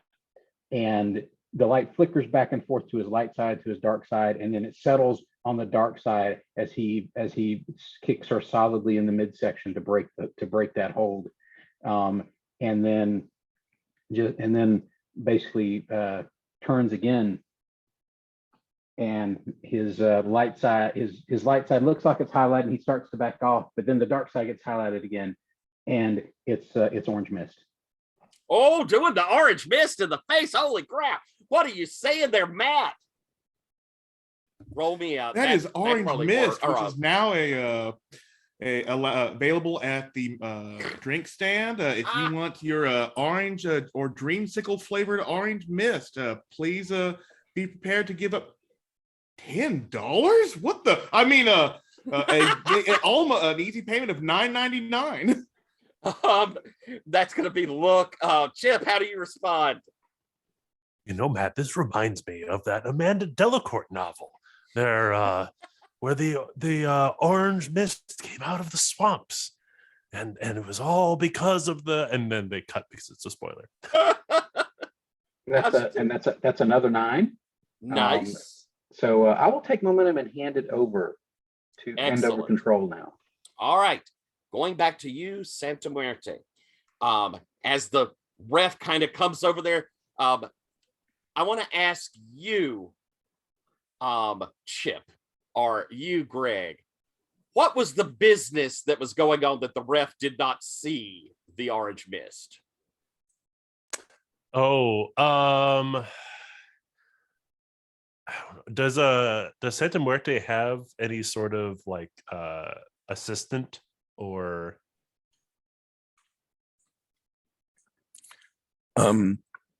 She has friends. She doesn't have an assistant. okay? Or giving you.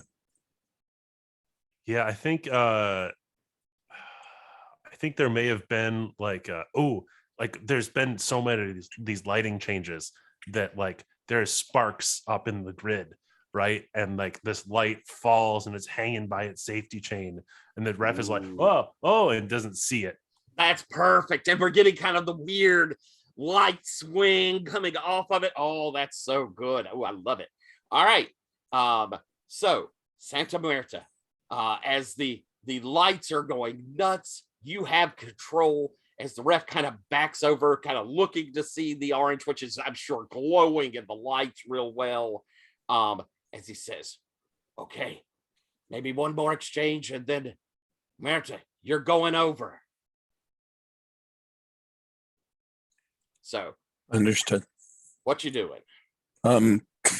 So she says, I'm sorry, doctor.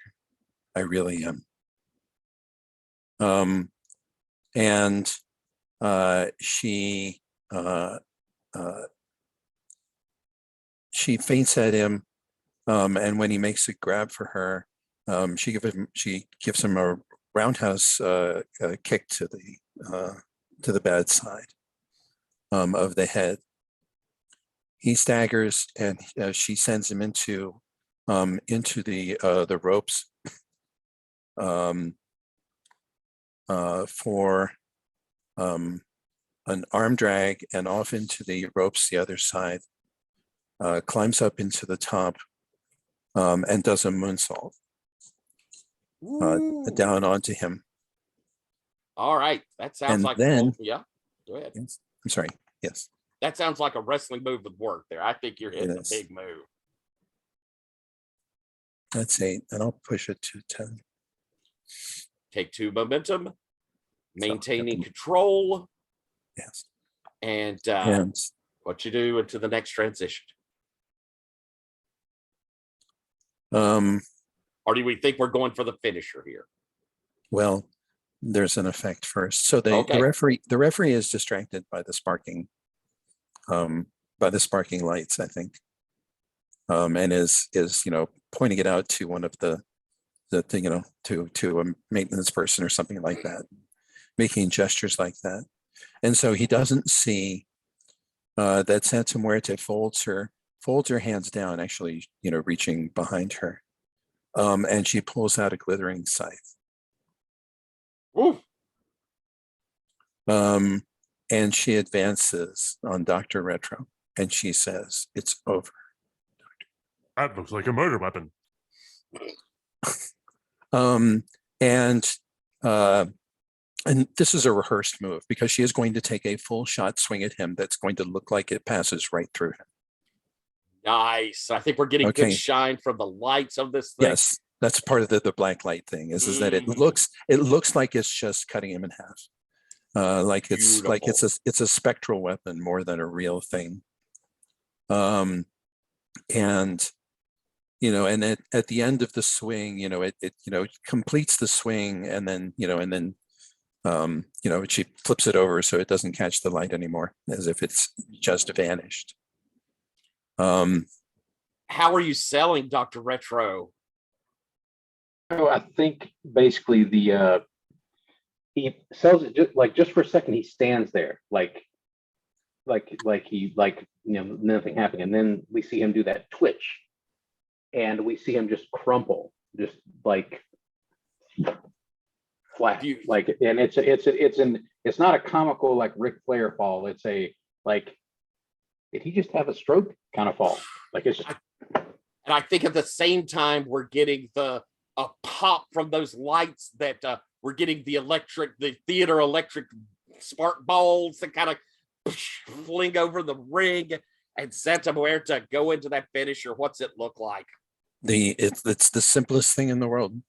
when the lights kind of come back on, she is there cradling his head in her lap, she's sitting on the floor of the ring, cradling his head in the lap, and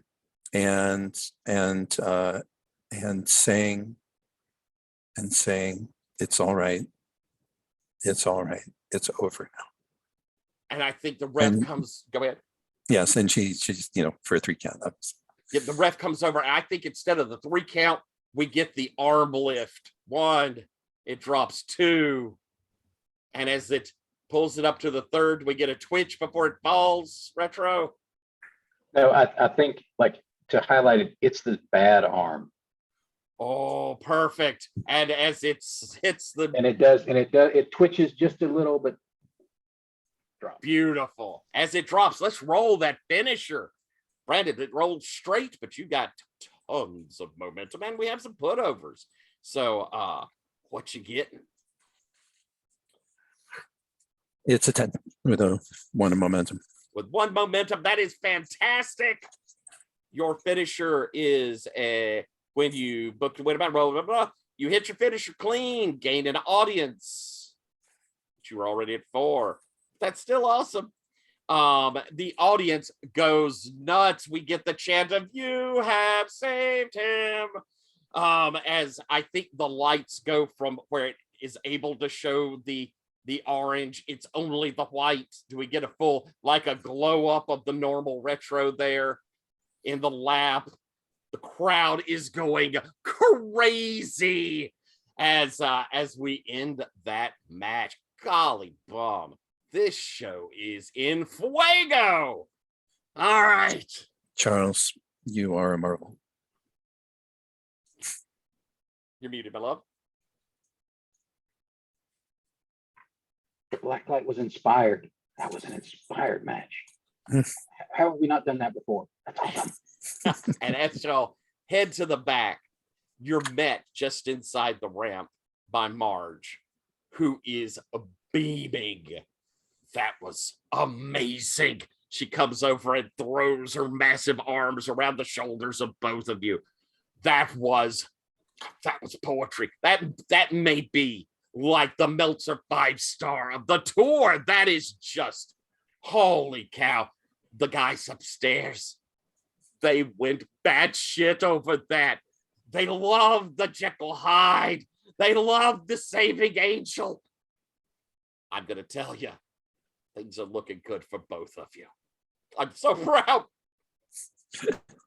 I giggle when Marge, picks me up off the ground because she absolutely does. Kind of a sort of giggle choke at the same time because she's so strong. Perfect. All right. We're moving on to our final match. I think on the table, we're going to have who have I not had? Lowell's already been in. Brandon, you haven't been in yet. And Chris, you haven't been on the table yet, have you? You have? Yeah, I was on first with Lowell in the first Who match. hasn't I don't been mind on doing the it again, but I think Jefferson Jefferson. does this shot. I haven't. Okay. Jefferson's in this one. Right. What I think I'm going to do, actually, though, since you're in the cage, and we have, as we're fixing to get started, the inside of the ring, because they're doing a lot of tech work at this thing. We've got the light shining as the cage descends. And Jefferson, they're going to have you mic'd up in the cage. So you and Brandon sort of calling, you're mic'd up. And Brandon, who are you going to be on the table? I think I can be sent word after that.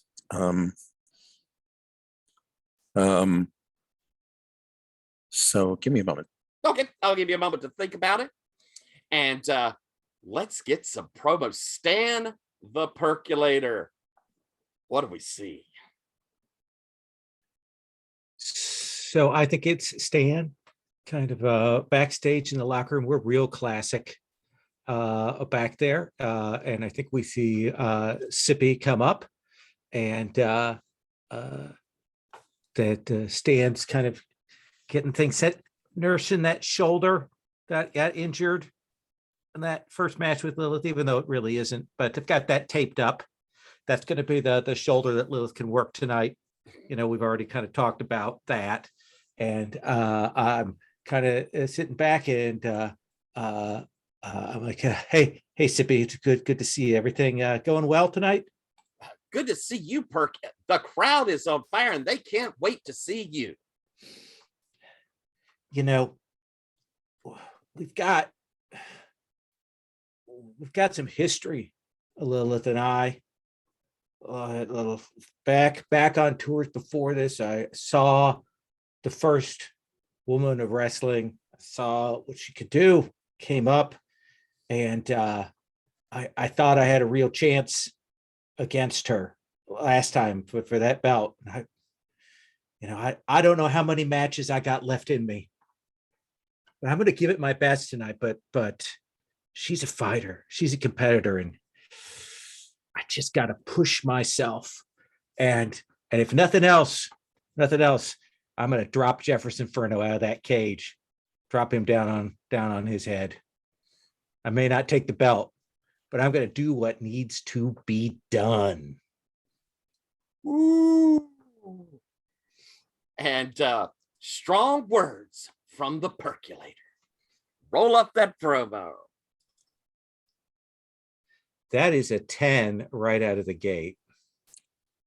Beautiful. Oh, the roller is loving us today. So don't say that. Please don't say that.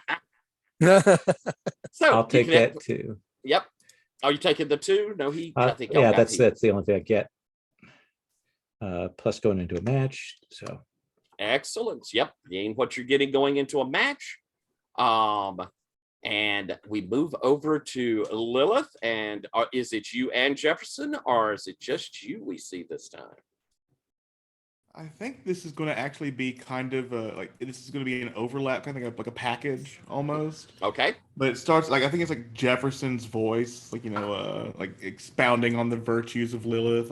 When I first got here, I knew I wasn't.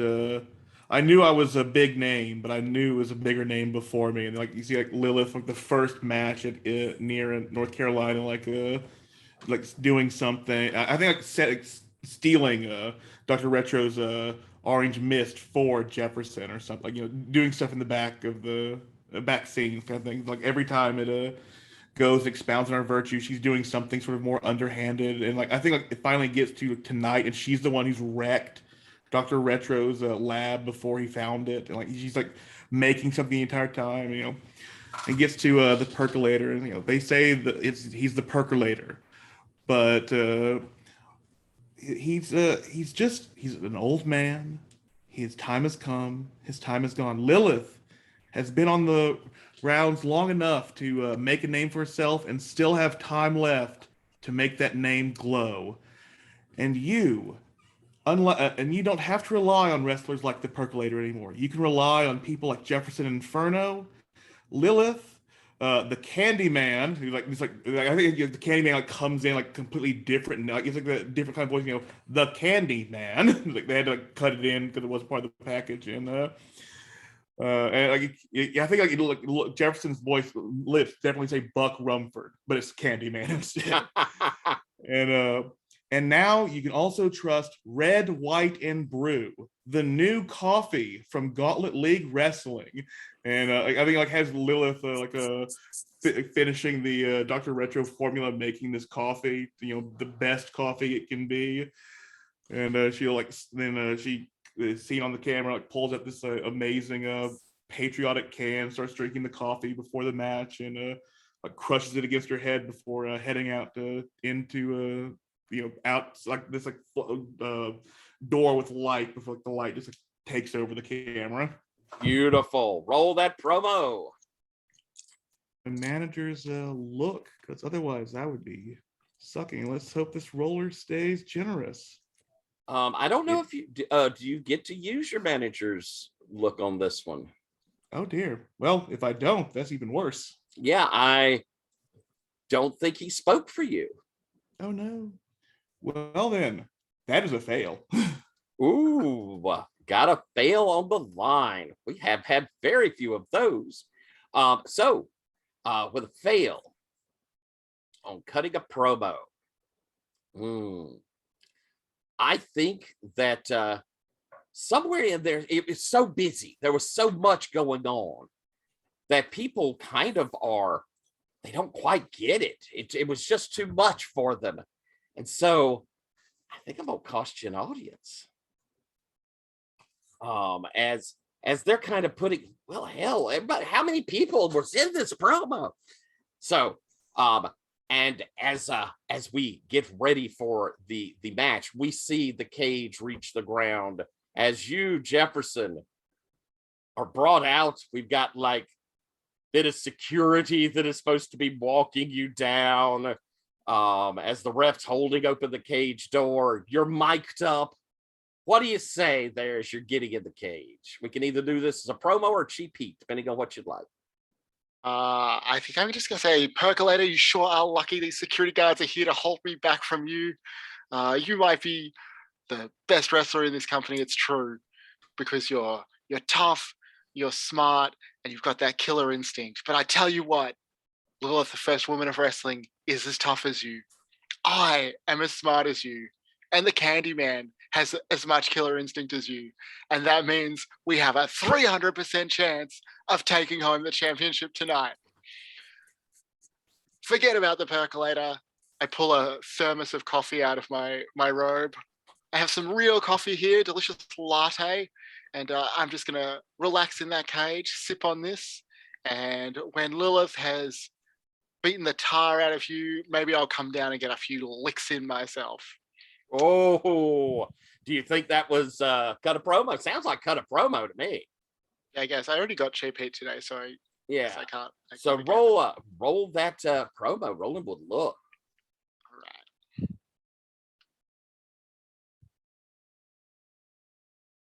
It's a 9, and I'll use. Well, what do I get? Oh, you get the satisfaction of getting a 10 if you do that. Yeah, I think that's right. I'm just going to spend a momentum because I have so many of them. Very good. So you get that momentum back, you hit a 10, and you get a choice here of heat or momentum or a stipulation to the match. All right. Lilith, is there a stipulation that you have any interest in this match? I'm not great on. I would like some kind of stipulation, but I'm not. I mean, what if the stipulation is that if Lilith wins, then Jefferson gets like to beat up Percolator for like a minute or something? Oh, what you think, Perk? That you're muted. Whatever management wants, I'll do.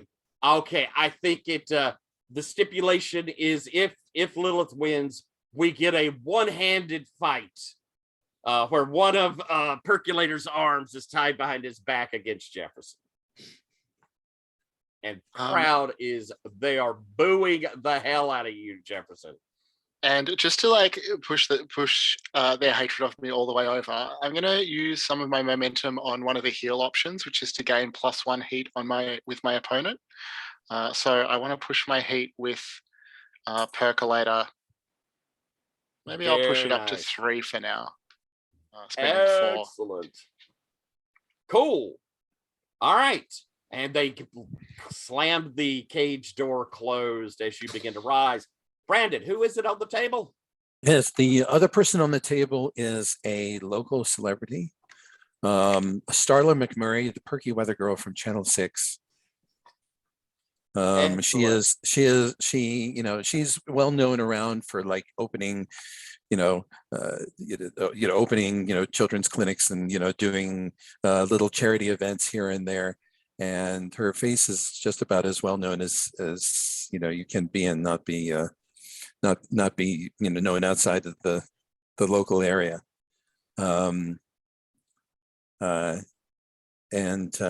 She actually does have a PhD in meteorology, although you couldn't tell it by her demeanor.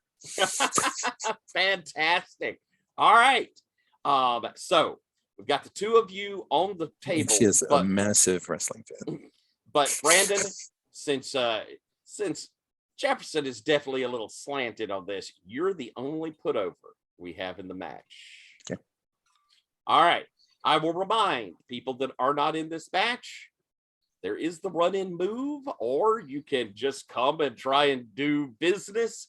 This is our big finale. This is it. As Perk, as the challenger, you're coming in first. What's it look like? So I think the lights go down, and I think we hear this voice, deep voice, go, "Dearly beloved, we are gathered here today to get through this thing called life. It's time for the percolator. It's time for the percolator."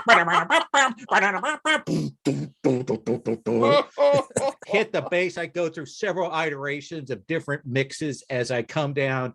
And I have a shirt on, and it is the shirt for the workers of Frick's Bottling Company, the local Gauntlet City Bottling Company. I say, "Union strong. Frick's is on strike, everybody. Union strong." They make this sweet flaming Mountain Dew. We've got to get them their rights so we can drink more of this shit. And then I'm on it. I am on it. I am getting my Union strong. Cheap Heat, please. You definitely pick up Cheap Heat. It is huge. The crowd cheering the percolator. As Lilith, what's it look like as you come in? I think since Lilith has to be by herself this time, she walks. Her music hits. She walks out and she has an issue of the Allied Angels #1 in mint condition in the in the wrapping, and she pulls it with her fingers out of the wrapping, and then you see the orange fingernails on her, and she pulls it out, looks at it, pulls out a lighter, and then almost lights it, then hands it to the Candyman, whose grubby hands get it out of the plastic, and walks to the ring. Candy getting I think that's Cheap Heat. You may take that. What is the music? What is your music? It's the "I'm So" by Miyavi. Excellent. As Candyman heads to the back with his candy encrusted fingers and it looks terrible. The crowd goes nuts. Since I first appeared, I need to roll my reputation now. Roll it up. That is an 8. I will take the 1 momentum after I do something offensive in the ring. Oh, fantastic. The crowd is incensed as the ref comes over, gets the belt, She's holds a it very up. bad girl. Holds up the belt, shows it to you, Perk. Shows it back to you, Lilith. Slides it out of the ring. And I think I'm going to go. Perk, I think you're taking the control to start. I think you're revved and ready to go. Charge out, angry, stop. And I put my hand out. Hurt me before on this, but I put it out there. The crowd's going, "No, Perk, no." Lilith, are you taking the hand of friendship? I have to roll real, and then Lilith gets to decide. That's right. So that's sorry. Right. Let me resolve that. So my real is, I believe, a 0, if I recall correctly. No, my real is a 1. So we will add 1. Let's see how this goes. So that is a 6. Let's see what that looks like first. I'll spend the momentum, and Lilith can choose to take an audience and subtract 1 for me, or vice versa. It's Lilith's pick on that. Mm-hmm. Ooh, I think I will have to take an audience at this point. Then. Oh, actually, I'm sorry. I also get the wrong move. Yeah, that's. You're right. Thank you. Under sportsmanship, will you look at the 7 and 9? Yeah, let me go check that real You both quick. gain 1 momentum. You gain +1 heat with each other. You get to pick who attacks who, or if nobody does. Oh, I think we're going to both gain 1 momentum as he lunges at her, offers his hand, and she reaches up like she's going to strike him, then just grins and offers out her other hand and shakes it. I love it. I love it. We actually grip up, and I think I'll do that thing where I'll do the whip into the ropes, come on over, and essentially try to do a lift up to slam you down. And I think you're faster than me. You're slighter, so I think there is that sort of back and forth of that, and maybe a little bit more or technical. And I will kind of try to maneuver over, try to use a little bit of my strength, and try to get you into a DDT. Try to do a real classic there, and lift you up and see if I can do it without you getting out of my grip there. All right. Does this sound like work, or you think that you were powering? What do you think? This Or feels is it like work to me. This is All right. good stuff, basic technical. All right. Roll it up. Right. So that is a 6. And I will spend a momentum to take that to 7. Nice. Retaining control or handing off and getting momentum? I'll take the mo and hand it off to Lilith there. All right. Like I imagine it's that you get out of that. Like I'm not as good at the sort of technical grips, and you can get out of that before I can even get the DDT off. All right. Okay? What's the reversal look like, Lilith? And what do we go into? Yeah, I think like she slides out, and the percolator is like turning to see her. Like when he turns around fully to like face her, she just gets a full-on kick into his midsection. He bends over, and that's when she pulls her hands up, raising them above her head, falling pillar onto the shoulder that's taped up. Oh, And then does like lands on, then pulls back, pushes him back into the ropes, runs against the ropes herself, and as he's like running back, limp running almost, she'll just do a body splash into him. nice. What are you saying up in the cage there, Jefferson? Rolling with Sorry, work, I was just think. looking for my mute button. I mean, my big shtick for this match is to try and like pour little bits of coffee out on Percolator's head from the cage, from my thermos, as he wanders under me. So I see we get a bit of a drip as the ring Yes. moving across. What do you say, Starlight? Yeah. Well, Starla Starla. says, you are being a bit of a drip. Why don't you come Nice. up here and say that? I am up here with you. You want to make No, something? you're down at the Oh, I'm table. done. He's Okay. up at the He's table. being. Oh, it looks like the manager's being a drip again. Here I say. Lilith, how'd you do? I got a 9, so I spent 1 momentum to push it to a 10. I will maintain take control. 2 momentum back there and keep. And I think like with the body splash, the percolator like goes down, but like he's still close enough to the ropes that he has to use the bad arm to hold himself up so he doesn't go down. And Lilith, stumbles back a bit, but then as she's going backwards, like there's I think like on the big screen like Santa Muerte's fight with the tag team match. It comes with a few flashes, and she goes into the backflip, lands near the turnbuckle, gets up top, and I think gets to the turnbuckle and begins running at Percolator, and this does a spear into him. Ooh. And then rolls sideways as Percolator's just the arm that was holding the rope slips, goes down to the second rope, struggling to get up, and she gets up and just looks down at him, and then grit. I think grins at the audience and pulls out the red, white, and brew and just starts pouring it on him. And I'm going to try to work the audience. Excellent.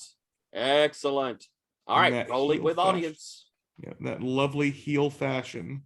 Gotta lord it over him. That's just rude. Ooh, that is a 5. Gonna spend doubt any anyone wants to- momentum? I will see if I'd be put over. No, I'll spend 2 momentum to push that to a 7. All right.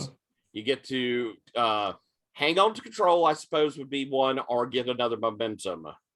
I think I will take a momentum back, and then also does this count as doing something wicked in the match for reputation?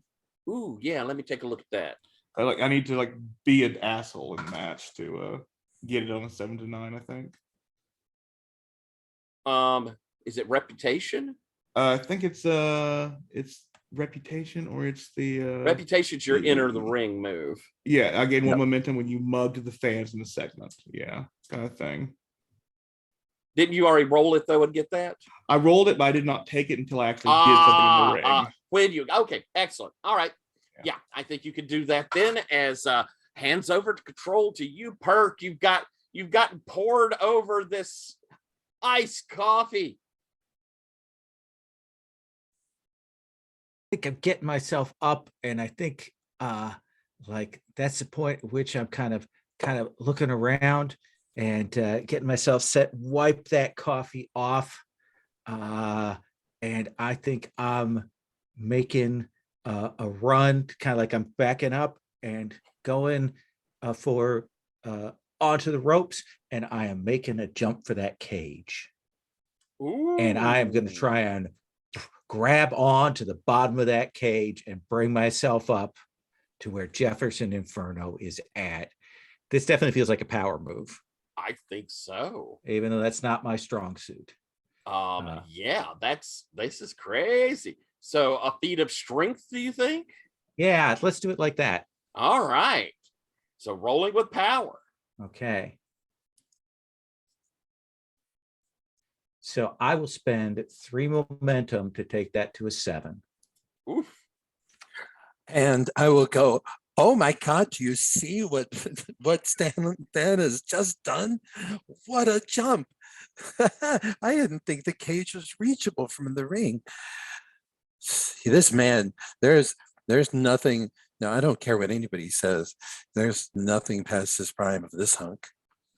Are you putting him over? Oh yeah. Then you pop up to a 10. You do it easily and gain 2 momentum, meaning you do it easily, you get up to him. You impress your opponent and gain plus heat with him. I think in either case, you're going to get up there. If you choose that second one with the heat, I think we see a little of the struggle of you having to pull yourself up. I think I'm going to take the momentum because I've already got 4 with Jefferson, and there's a good chance I can get more heat with Lilith here in a bit. All right. So yeah, you easily have yanked yourself up there, get your 2 momentum. And so it's going to switch. Latte, huh? You know, earlier I praised the intelligence of the percolator, but he doesn't seem to realize this cage is sealed shut. The hello, Mr. Percolator, how you doing out there?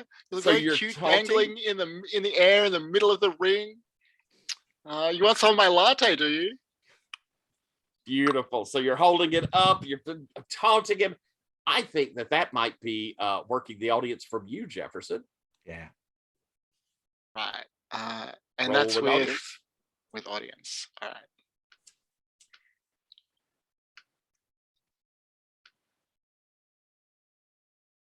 Oh, So I will spend a couple of momentum here to bring that up to a 7.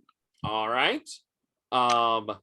You could gain a momentum back, or you can take control of a match if you were in one.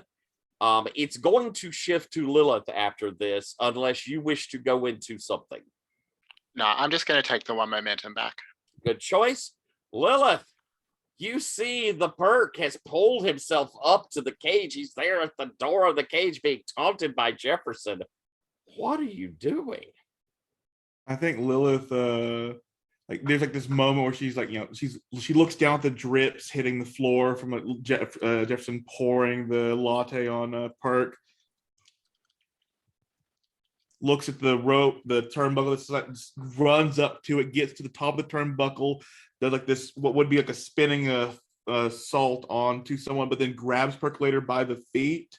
And I think with her weight will just grab him and slam him down to the mat with like a full-on. And I think she will grab his legs, and then hopefully in the air we'll be able to like do a pile driver that. Oh dear God! Yeah. Okay, will land We have horribly. definitely worked Practice this one out. Yeah, this is heat.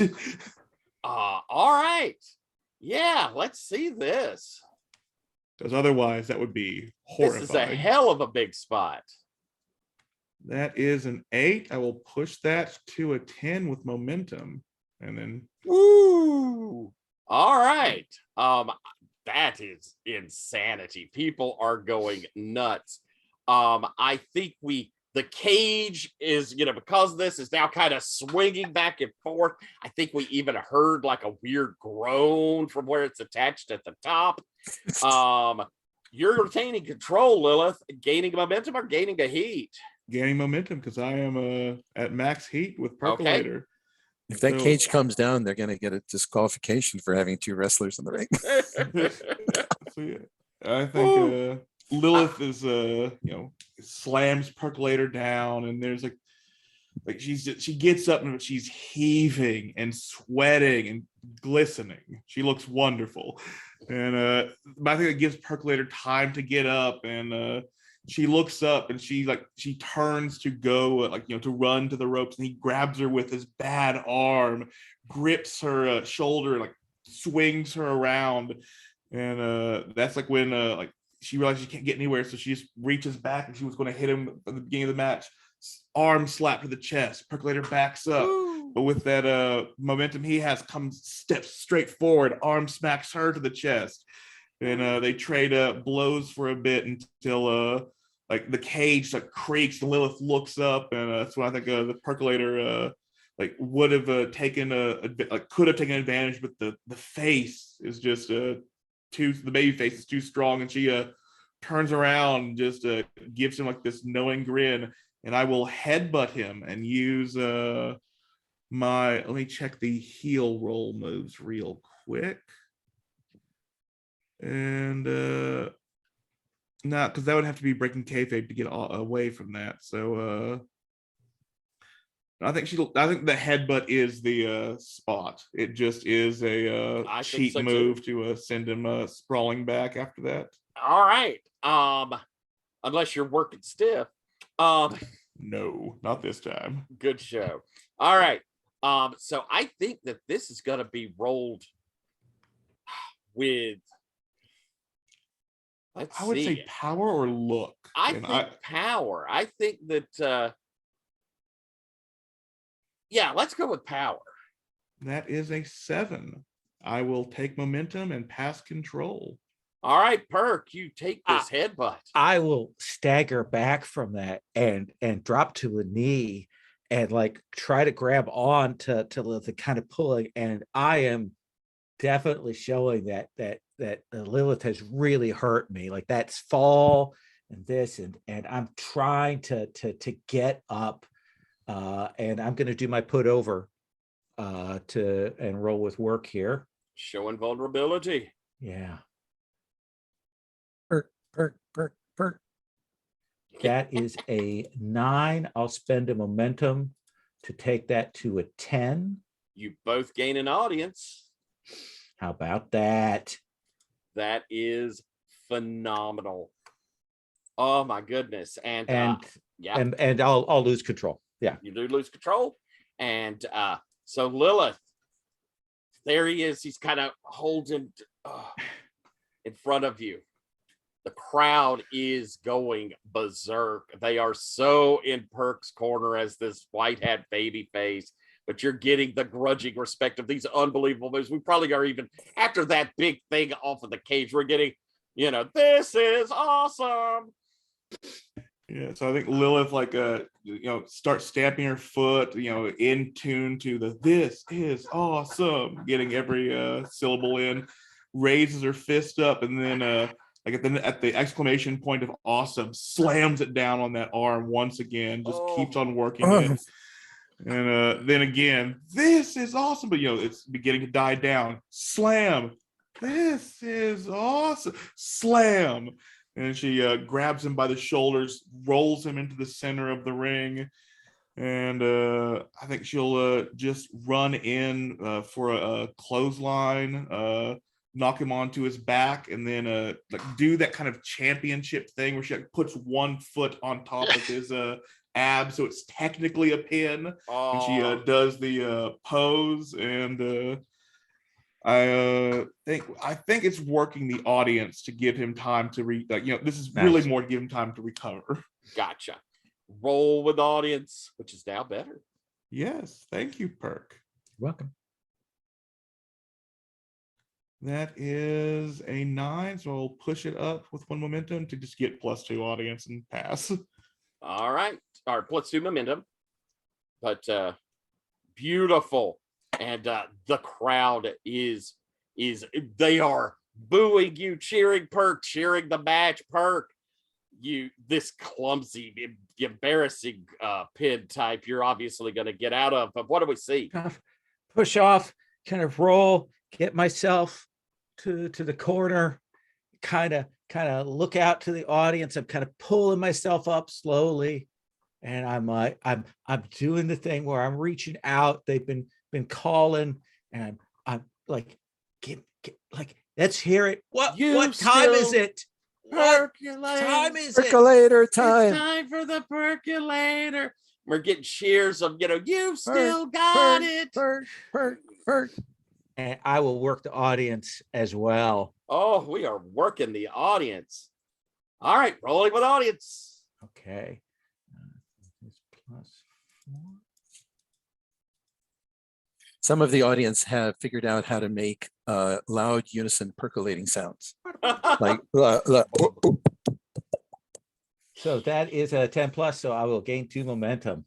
Nice. All right. We're at the last 15 minutes of our game. The last 15 minutes of our run. And I want to give us a little time for afterwards. So we're wrapping it up as the ref comes over as y'all move into each other. And the book is Perk to win. Control is with you, Lilith. What do you do? Percolator, what is your finisher? My finisher is the hot coffee. Essentially, it's kind of a lift up and a splash down.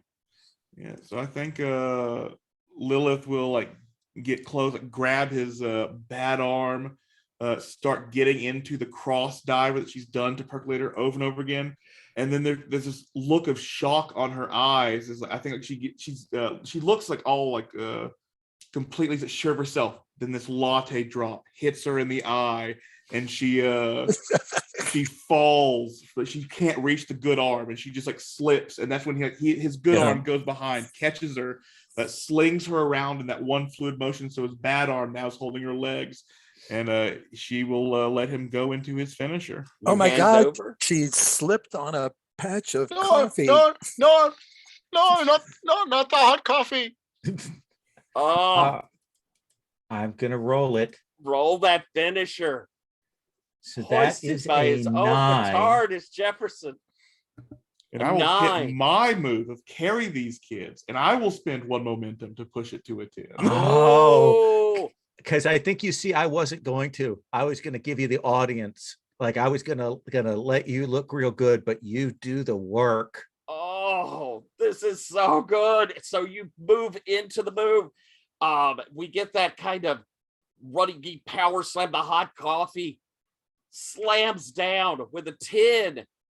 You hit finisher clean. Choose whether or not you or your opponent gains the audience. What are you doing, Perk? I think I'm already at 4. So it is the thing. Is I get Lilith pinned, but I'm exhausted. Like this is taking everything. It has taken every ounce of my strength to defeat Lilith. That I think I probably crashed to the mat as well. Barely, just one change, and I would have lost. You're both laid out in the ring up above. Jefferson. Oh my God! Is it over? I can't look. Jefferson railing in the cage above. Candyman, what do we see of you as these sessions coming to an end? Candyman is popping those disgusting coffee chocolate treats in his mouth. Retro, what are we seeing of you as the session comes to an end? I think we see in the back like the doctor is sitting watching this match, like just looking just rapt. Santa Muerte, what do we see of you as the session comes to an end? She's sitting next to Dr. Retro, and when Stan wins, she gives this little clap. Yay! He's such a nice man, don't you think? Don't you think, Charles, I think. Charles? Yes. We see that scene. The crowd is screaming, "This is awesome! GLW! This is awesome!" The lights do the big shoot around. Marge standing in the back in Gorilla is just beaming. And this show comes to a close. People are buying merch. The guys up in the booth are super happy. And I think that's where we're going to come to an end.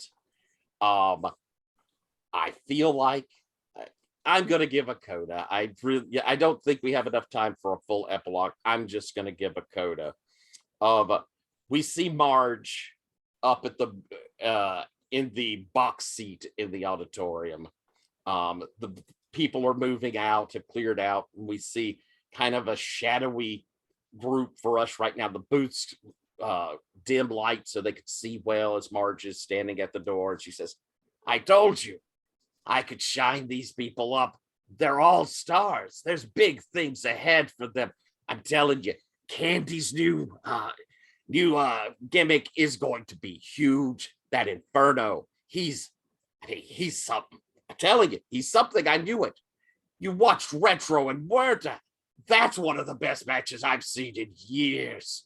Perk, the belt, gonna come back in. So much nostalgia, so many huge things. And I tell you, that first lady, our first woman, she's something, isn't she? I told you I could get her to turn around. I never had any doubts. Never had any doubts. And from the shadowy end of the table, we see a figure sort of stand up, and the light hits him as we see Jeffrey Bleakwood as he goes, "Yeah, I think there's something I can do with them." And that is where we end the session. Oh, I had a blast. I love WWW. All of you were amazing. I'm glad we had everybody here for the end. A little bit of I miss that David couldn't be here, but so glad we had everybody we did. This was an amazing session. Every match was top flight. So good. Oh, so good. Why don't we have a little bit of, since we're on the last one, rather than stars and wishes, let's do a good old fashioned roses and thorns. Roses being what you think of your fellow players, things that were going on in the game, in the setup, things that got done that you thought were awesome. Thorns are things that, and they'll be, you don't thorn your fellow players, but things you might have saw in the game that you wish were a little different, or things that I might have done that were a little different, that sort of feel. And we'll start with thorns, and we'll then come back around for roses, because roses, everybody should get a nice ending. I'm going to go once again from the back of the character keeper. Greg, got any thorns? Gosh, no, not a whole lot of thorns, really. I do want to at some point, like, write down somewhere on the character keeper. Like, I always forget stuff like I am the future, where make a promise, just make a promise at some point and you will make it happen. It's just, yeah, I think that's it for me. I got you. Thank you. I hear you. Next up on our character keeper, I should have been paying closer attention. Santa Berta. Brandon, any thorns you've got for the game? The only thorn I have is that it's these piles of unspent momentum. It's like I almost wanted to have the momentum build up be slower, the dice be worse, or something, just to, so we didn't go home with all this momentum. I hear you. It's a shame not to be as. It may be one of my few real problems with it as well. I hear you exactly. There can be momentum bloat. And I don't know, second edition tries to play with that, but I'm still not sure it does the exact right thing. But I absolutely hear you, Brandon. That is a thorn that is very reasonable. Next up on our character sheet, Jefferson, Shane. So glad you played. So glad I got to play with you. You got any thorns for this game? I mean, you did warn me about this up front, but I think the manager playbook probably is a bit like rough mechanically in places. I mean, especially like similar to what Brandon said, it often felt like there wasn't really anywhere for me to use my momentum. But I mean, I had a great time, but if there was a thought, it's probably that. I hear you. I do absolutely hear you. And there's some other playbooks that I think can be quite difficult. The boss can be very, very difficult. But I absolutely hear you. Thank you very much, Shane. Next up, Lowell, any thorns? Oh, I'm sorry. Actually, it's you, Ferret. Ferret, any thorns? I was looked over. I am Oh, the first must never. No, Never. I have no thought. Everyone's been talking like the momentum thing's the only thing I would have complained about. So yeah. Awesome. Thank you very much. Lowell. Yeah, I like first edition better than second. It does. I mean, second like does a little bit of control, but not that much. It feels like we need some other kind of valve and maybe a valve that's like off out of the ring valve for something like you could bank up your momentum to have something good happen in your character's life or something. I think that could be really fun to have and have a little more chance that not necessarily you get a scene, but like something, your merch moves well, or you've got a sweet new t-shirt design, something like that. Maybe even like a between session move that you could roll and spend momentum on. Ooh, that's a lovely idea. That could be fun. I like first edition because you can use look for wrestling, and I think it's appropriate. And I think it's appropriate. The other place where I think I'm always like, I wish we had another valve is when people already have heat 4 with somebody and they get to raise the heat. I wish it was like a little wrinkle there. Not generally momentum and maybe not another in-ring thing, but it feels like that's another place that we hit those things. We didn't get to see a ladder match. I love ladder matches. They're hard to run. They're a pain in the ass to run. And given how well you ran some of the other stuff in the game, Tyler, I would have loved to have seen that and a big Royal Rumble because I would have loved to see how you did that because you've just run it so well. So, I hear you. In a way, you did miss the one ladder. We had a ladder match last time because we had. Well, I couldn't watch the video, so I didn't know. I know. I'm a terrible person who didn't get that video up. But yeah, I agree, and I love the Rumble. But I hear you. Thank you very much. It's good stuff. And last but certainly not least, Dr. Retro Chris. Any thorns? I'll generally agree with pretty much everybody else. Like first edition is better, and I love being able to look for wrestling. And yeah, the momentum bloat is a serious thing. Like sometimes I could blow it on like if I thought it was appropriate, I could throw it to babyface moves and things like that, or roll moves. But those always feel like I'd be shoehorning in on somebody else's time if I try to do those because somebody's always already involved in something, and it really feels kind of awkward to just like, oh, and I'm going to throw in this babyface thing right in the middle of their match, even though I've already had mine. It kind of feels weird, and I like the idea of having something else to do with it outside of the actual wrestling match.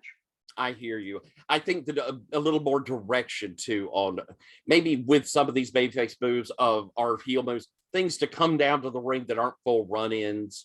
Maybe a few more options in those that could blow off some momentum. But yeah, I agree. I think momentum is one of the hardest things. But Chris, we're going to stick with you for roses, and that's the fun one. Got any roses to hand out? Oh gosh, this has been so much fun. I'm super happy that I actually got to get into all the sessions. I hate that David had to drop out, but I will be a little selfish and be super happy that I got to be in all of them because it has been a blast. I love the game. I love everybody's characters, and I love seeing how things just got totally weird as heck at the very end, with like with the Candyman going crazy with loser candy, and getting to have a blacklight match, which I don't think I've ever heard of before, and I love that idea, and I can't believe it hasn't been done already. So it's just been awesome. I love Jefferson as a manager. It's the best manager I think I've ever seen played. And I haven't seen him very much, but like that's a defining moment. Like Shane, that hats off. That was a great playthrough of a manager. And like I've loved the tension that built up between like management and Lilith. Like that was great. And it was fun to watch like the sort of like cross of intensity and like wholesome friendliness basically with Santa Muerte. Like it was like you could see how that character could have been super awkward for everybody involved, but Brandon, I think you gave her enough of a human side, even though she may not think she's still human, for everybody to just sort of still interact with her in a reasonable way backstage. We didn't get that sort of awkward like Ultimate Warrior thing that I was kind of worried might happen. Like it stayed very, very good, very wholesome, and I enjoyed it. Wonderful. Thank you. Oh, go ahead. No, and I mean, well, Stan is awesome. Like I remember that being an NPC and not thinking all that much of them, but now, like, I will never be able to forget that song. Awesome. Thank you. Lowell, any ruses? Wow. So as I said, I think I've said to some of you before, I've run a shit ton of World Wide Wrestling, but I literally only played it once.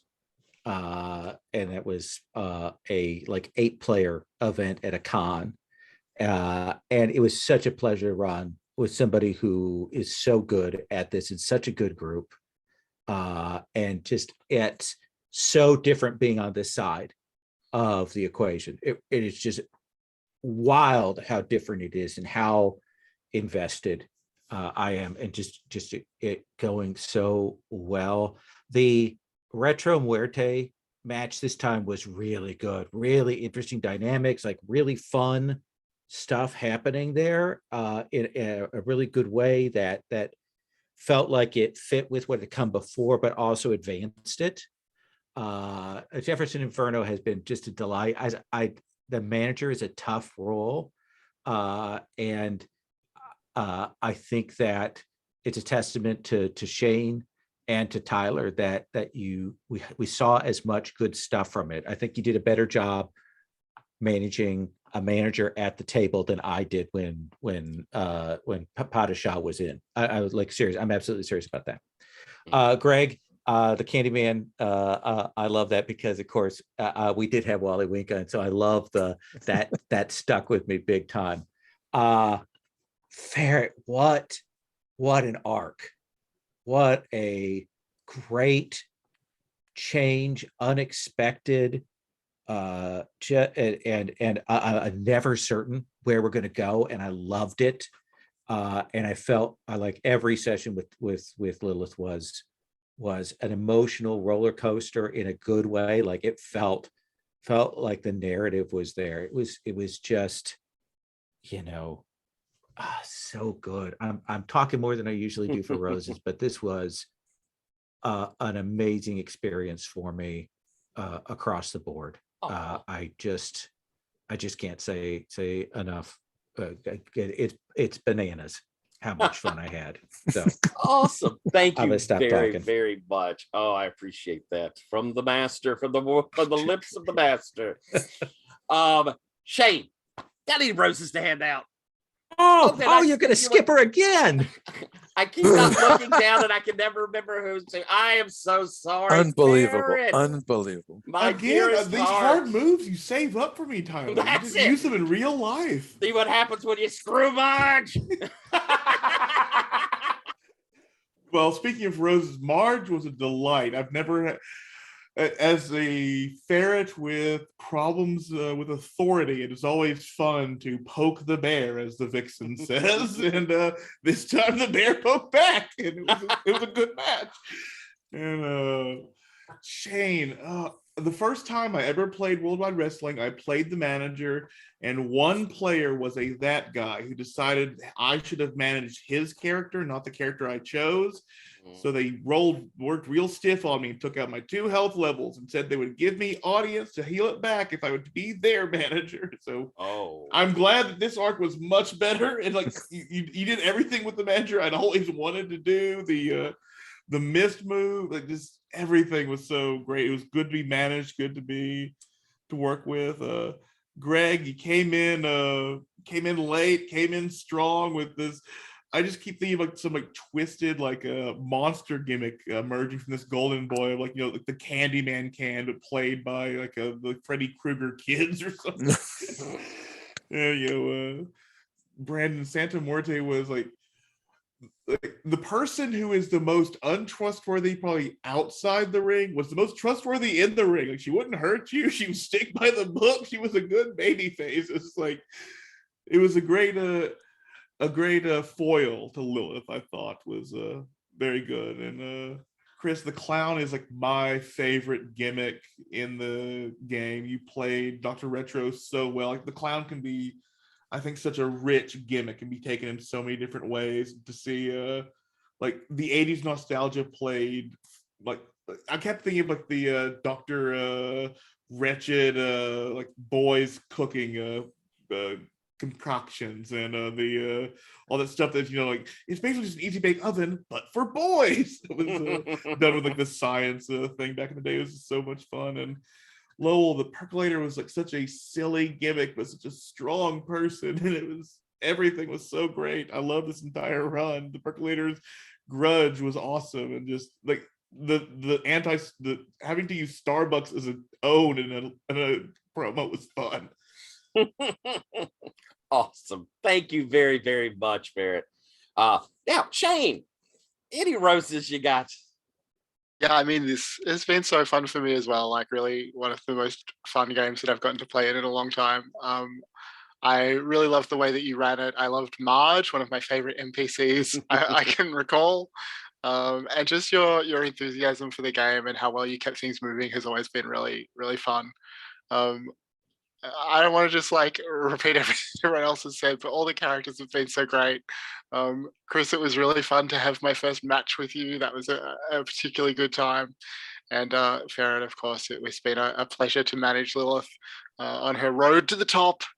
And I'm sure that Inferno Incorporated will be making a big comeback with our newest members, Candyman and the Kraken, in the near future.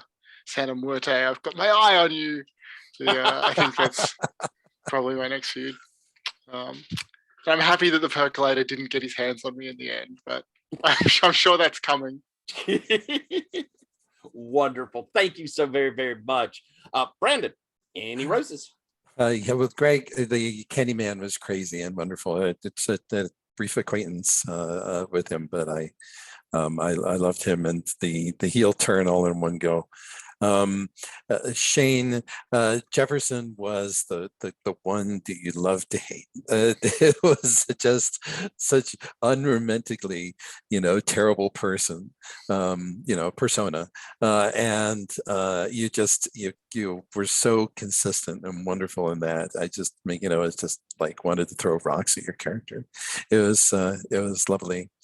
Ferret, Lilith's trajectory and that flash of humanity that she showed with regards to her family, and then she and Santa Muerte had the conversation, was tremendous. Like Lowell said, you never knew what was going to happen in a good way, and to see the character turn out so rounded after having such sharp edges at the beginning was wonderful. Lowell, I love Stan. To Stan the Percolator, Steiger is professional wrestling in a can. I was rooting for it every time. Even when I knew that you weren't going to get booked to win, it was just like, what? No, wait. Because he's just he's so human. You know, for all that he's, you know, that he's an actor. It really, it's the sense that that this is a real person, you know, who is just trying to be the best entertainer possible. It was so strong. And Chris, I loved Dr. Retro. I loved the zaniness. I loved the all the interactions that we had, and I especially loved that amazing last match. I've never been in a game where I felt like I have an certain obligation to entertain my fellow players, you know. But I felt like I have to, you know, that's the audience. It's part of the thing you're trying to do, is to make it fun for the people who are just watching, deliberately, rather than just kind of as a byblow of role playing. And I've never had that experience before. It was wonderful. And you made it all possible, Tyler. So thank you. Thank you very, very much. And rounding us out, Greg, got any roses? What's to say that hasn't already been said? I love you all. No game makes me reliably make my face hurt with smiling so much as Worldwide Wrestling. Tyler, am I not mistaken? Marge was also in the other On the Road. I think we had a bit of Marge in it as well. I think we had a bit of Marge in that as well. I love Marge. Marge is fantastic. And I love the wrestling. A rose for last session too. We didn't really get to do them. I love the wrestling match that Candyman got to do in his brief moment as a baby face with Marge as a tag team. Lowell, I love Stan the Percolator. I love the coffee gimmick. I wasn't sure going into this how much the coffee was a gimmick, and I was like, oh, okay, the coffee's totally a gimmick. I love it. I loved Jefferson Inferno. I knew as soon as I saw the Jefferson and Lilith thing, I was like, okay, Candyman needs to be part of that stable. So I was so glad to claw my way quite literally into that. Bran, I wish we'd gotten a chance to wrestle or something. I'm sure there might be another match. That the match between you and Dr. Retro was fantastic. Chris, I loved Dr. Retro's merch selling gimmick throughout. I was so happy that you finally got to sell your Sasquatch toys at the end of last session. It was a great payoff. I wasn't even there for all the buildup, but it felt like such a great payoff. And then Ferret, as always, Lilith was amazing. Your scene last session that Lowell will totally get to watch when the video comes out with your kids was just so heartwarming. And tragic and amazing. It's always a pleasure to play with you. So yeah, thank you everyone. Thank you very, very much. And I won't take much of our time except to say I think Worldwide Wrestling is an amazing game. It is, as Brandon kind of pointed out, it is a game where you want to entertain the people with you. The crux of it being, we're putting on a show. We want to make everybody look good in the ring. You want to do cool things with each other, and that's not a lot of games do that this well. I love the twist that we saw from Retro and Candyman. Both of those I thought were phenomenal. That dark side, and I'll tell you, that Santa Muerta Retro match is one of the best matches I've ever seen. It really was first rate. It was a story in the ring, and it was beautiful. Shane, you took a hard playbook and you owned it. You drove the wheels off of it. It was fantastic, really first rate. And that character is such a good manager. I mean, you can't help but get heat when you see Jefferson Inferno come in. It is amazing. Lowell, Perk, I love seeing Perk. I loved you playing. You are such a very good WWW. Your knowledge of how to play it, how to make things happen is great. Your sensitivity to what goes on in the game is phenomenal. And the story of Perk was so good. Just so good. And Ferret, it was a delight to be nemesis against you. It was fun. I loved what you brought in with the family for us to work with. It was just a really good drama. I thought that the story that got told was so nice, and then a kind of an uplift at the end sort of feeling. It was just perfection. Thank you all for playing. I've had a great month of this game. I hope, folks at home, that you have enjoyed it. And if you did, well, watch more.